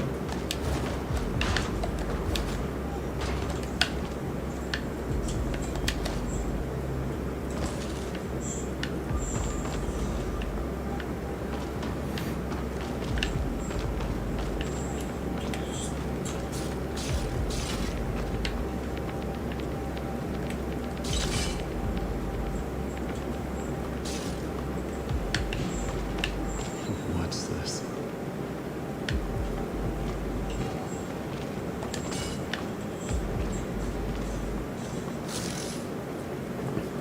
Muramasa's shop.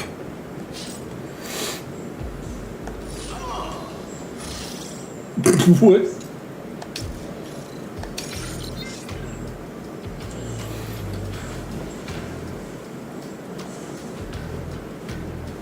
Target enemies, okay?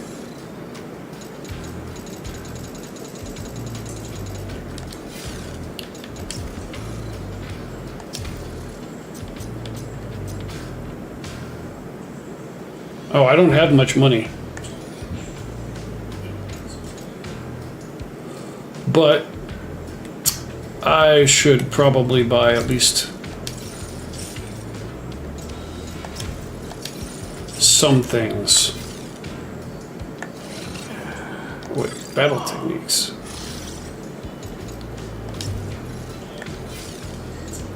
Okay.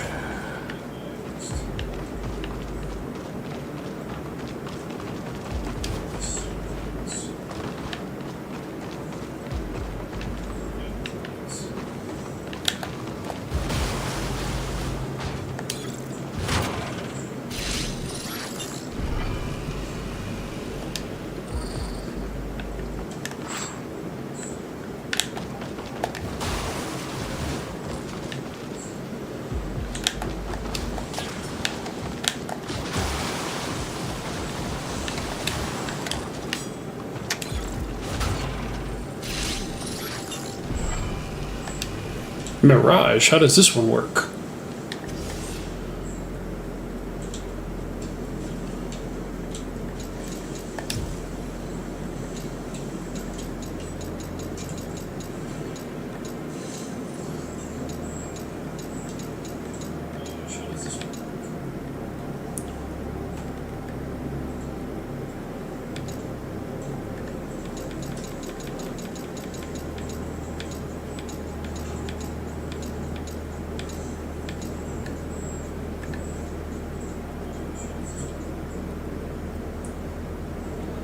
Okay, so I dodge and then how do I perfect dodge?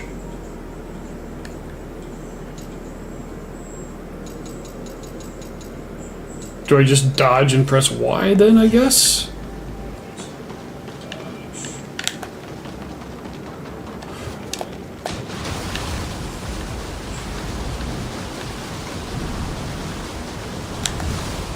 Real. Once you've made it to the shrine, I'll conduct a ritual to seal off part of the Dark Dragon. As long as the seal remains intact, it'll be impossible for anyone to bring the dragon back to life. You'll probably run into fiends and demons along the way, so be careful.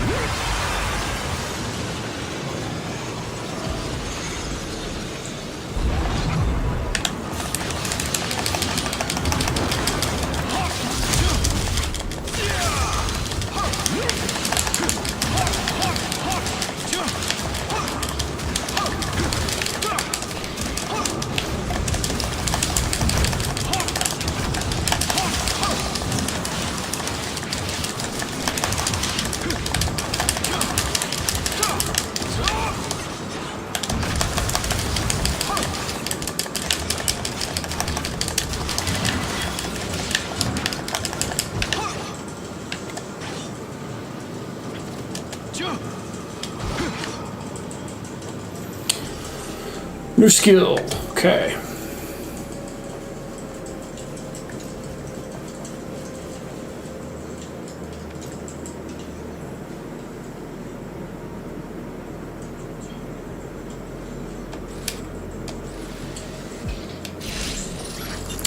Alright, I guess we'll take that one.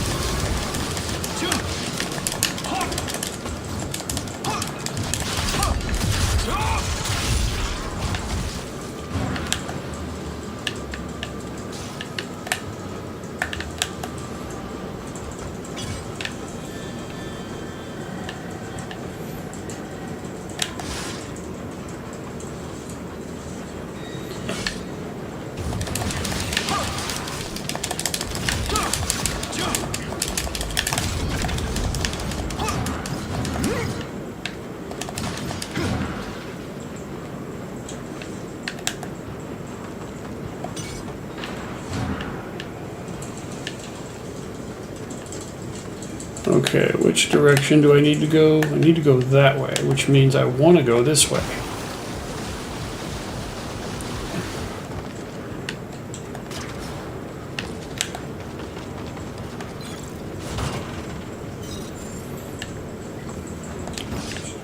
This is that stupid shark's realm.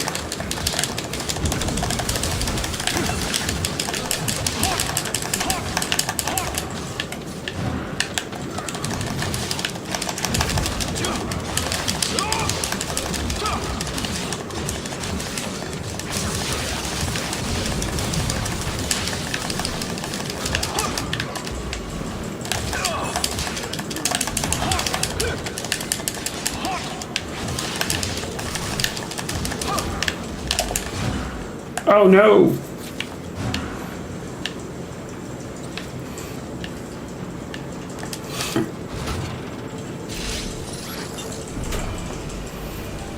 Perfect fatal flash. Alright, now which way do I need to go? It says I need to go that way. Which of course means that is the last direction that I wish to go.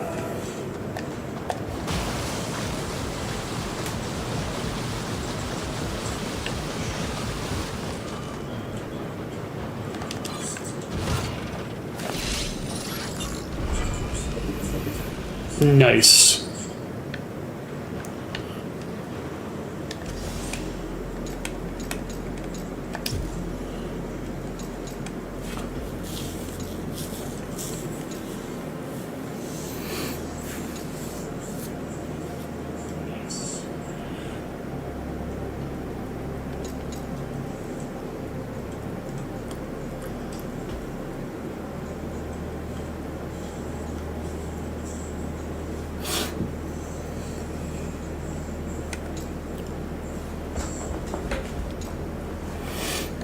Halves damage from ranged attacks. Yeah, we'll have that too.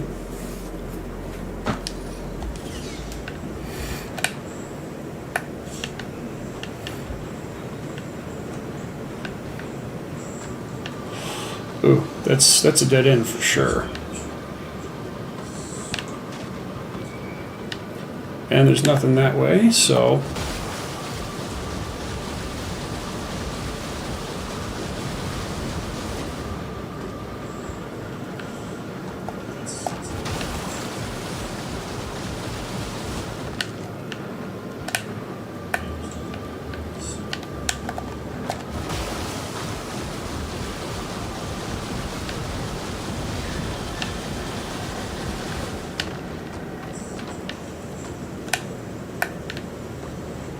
Ooh, it's the old man.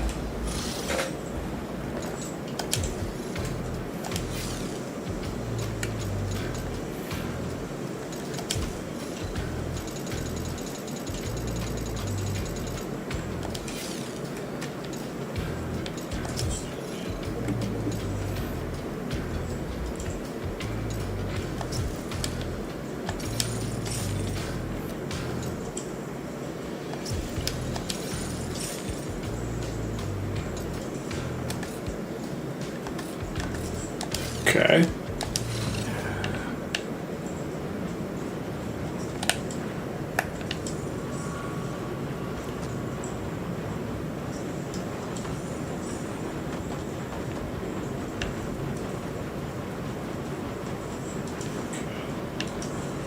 What's down here, old man?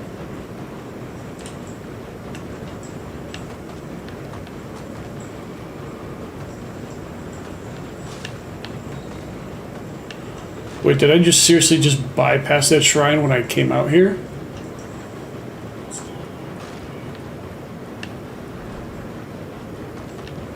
It does appear that way.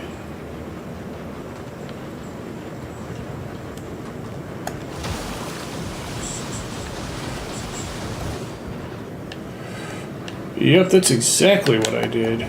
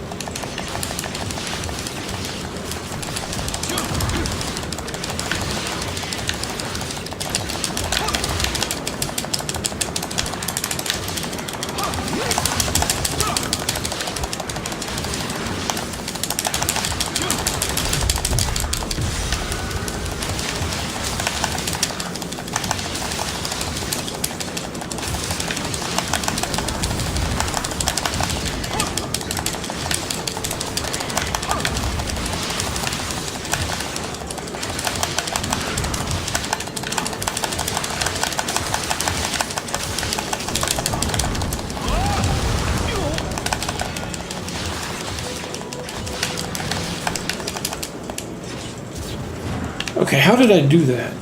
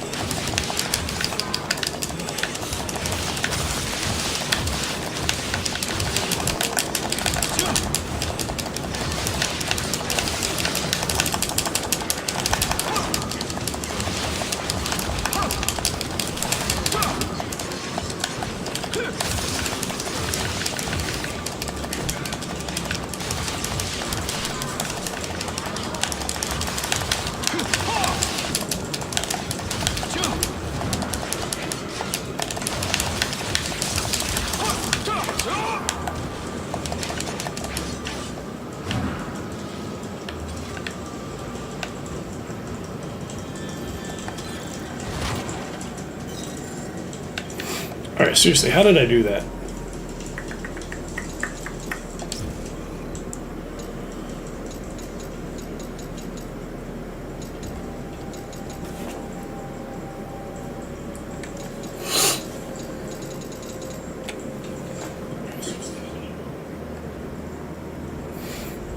Oh well. I mean, it was dope as hell. No idea how I did it, though.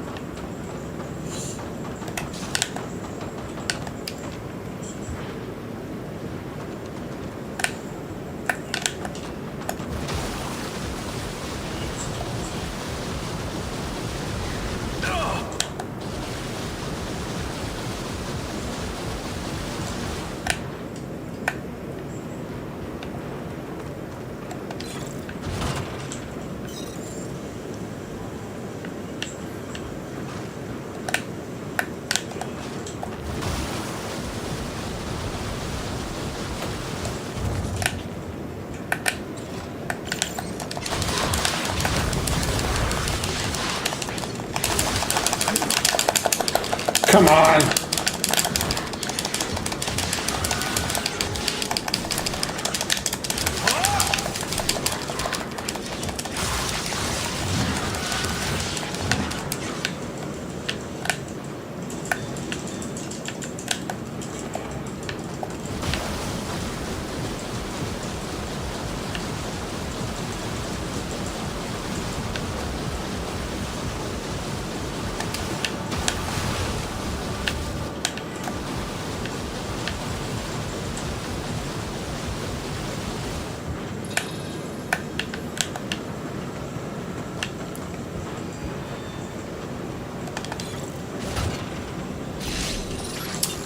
Alright, another...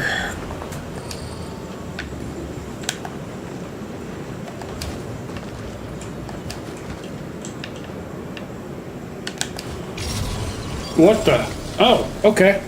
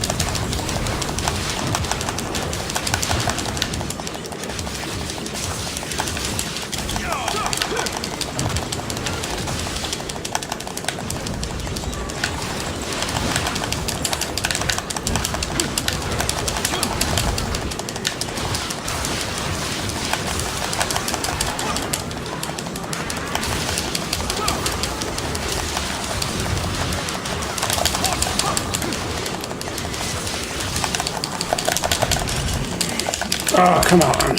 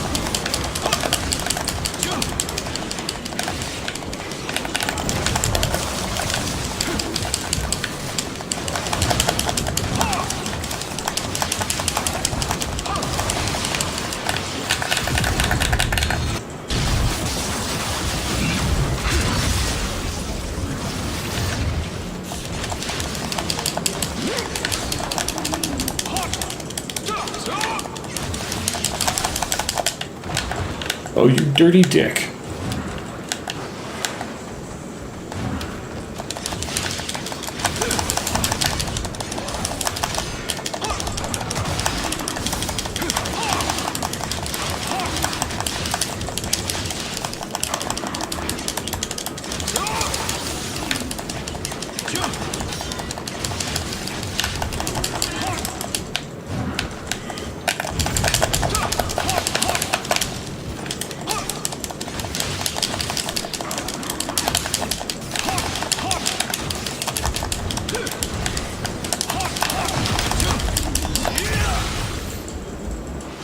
Sweet. That's all then.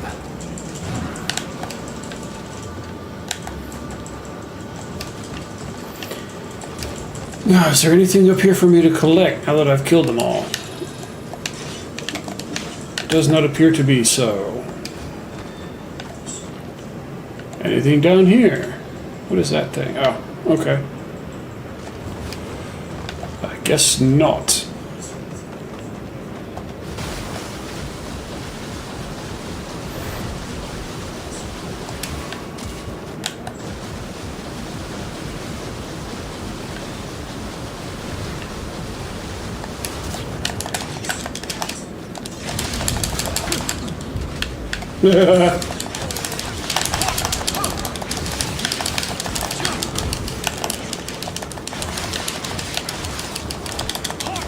Oh no!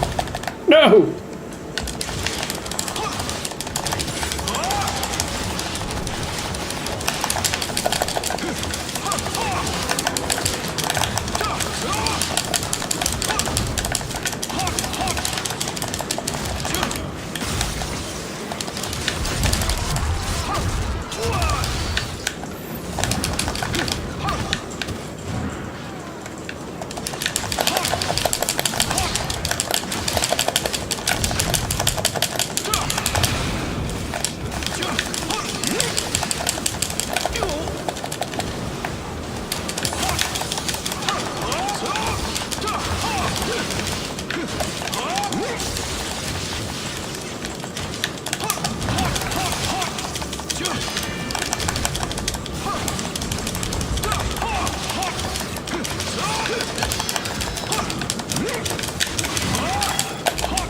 Ah! Okay, another new weapon skill.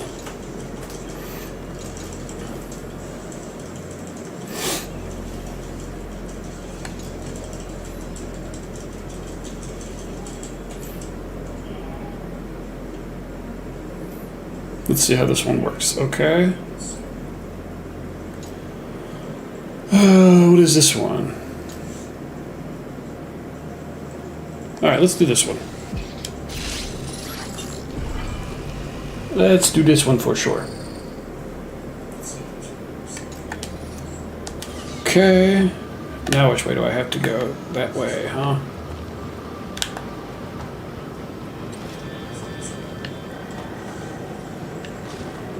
All right, I think I'm ready to move on.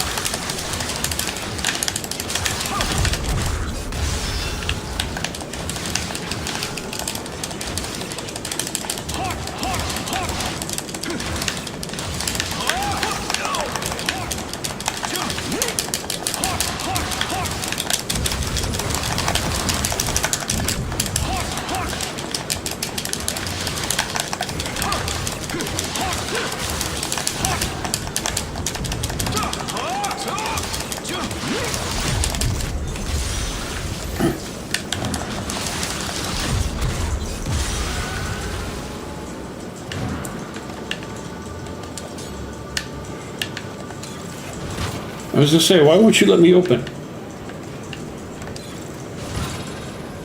It's my treasure and I want it now.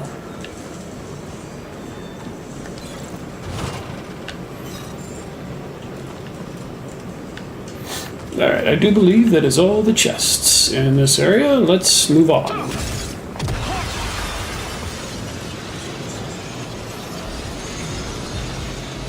place.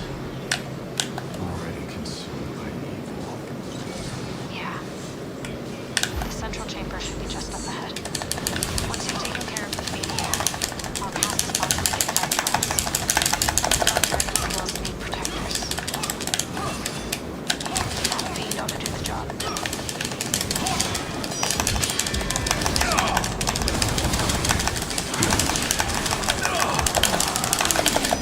Okay.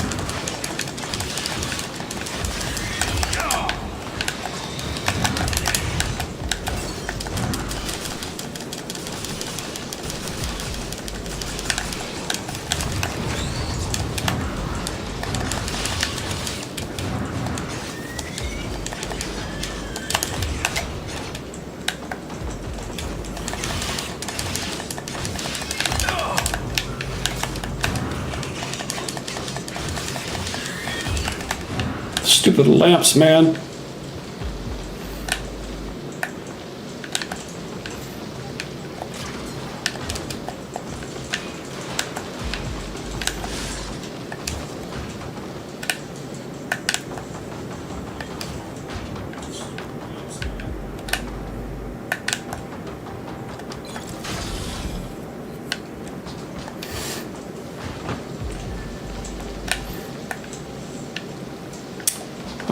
Geronimo, I guess.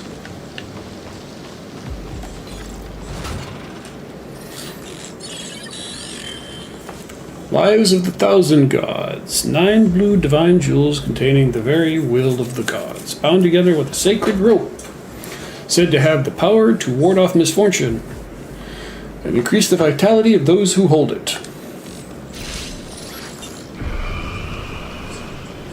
Nice.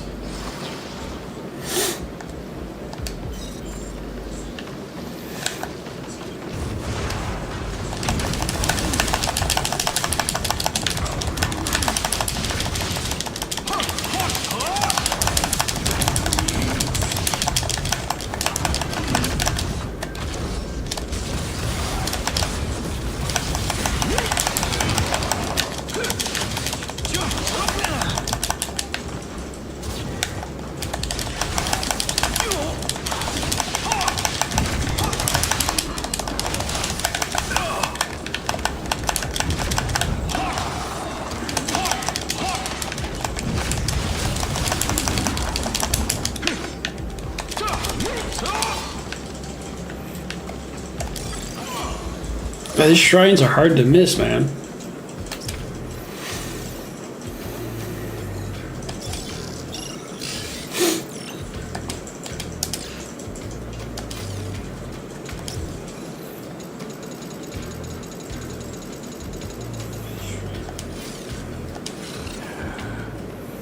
Alright.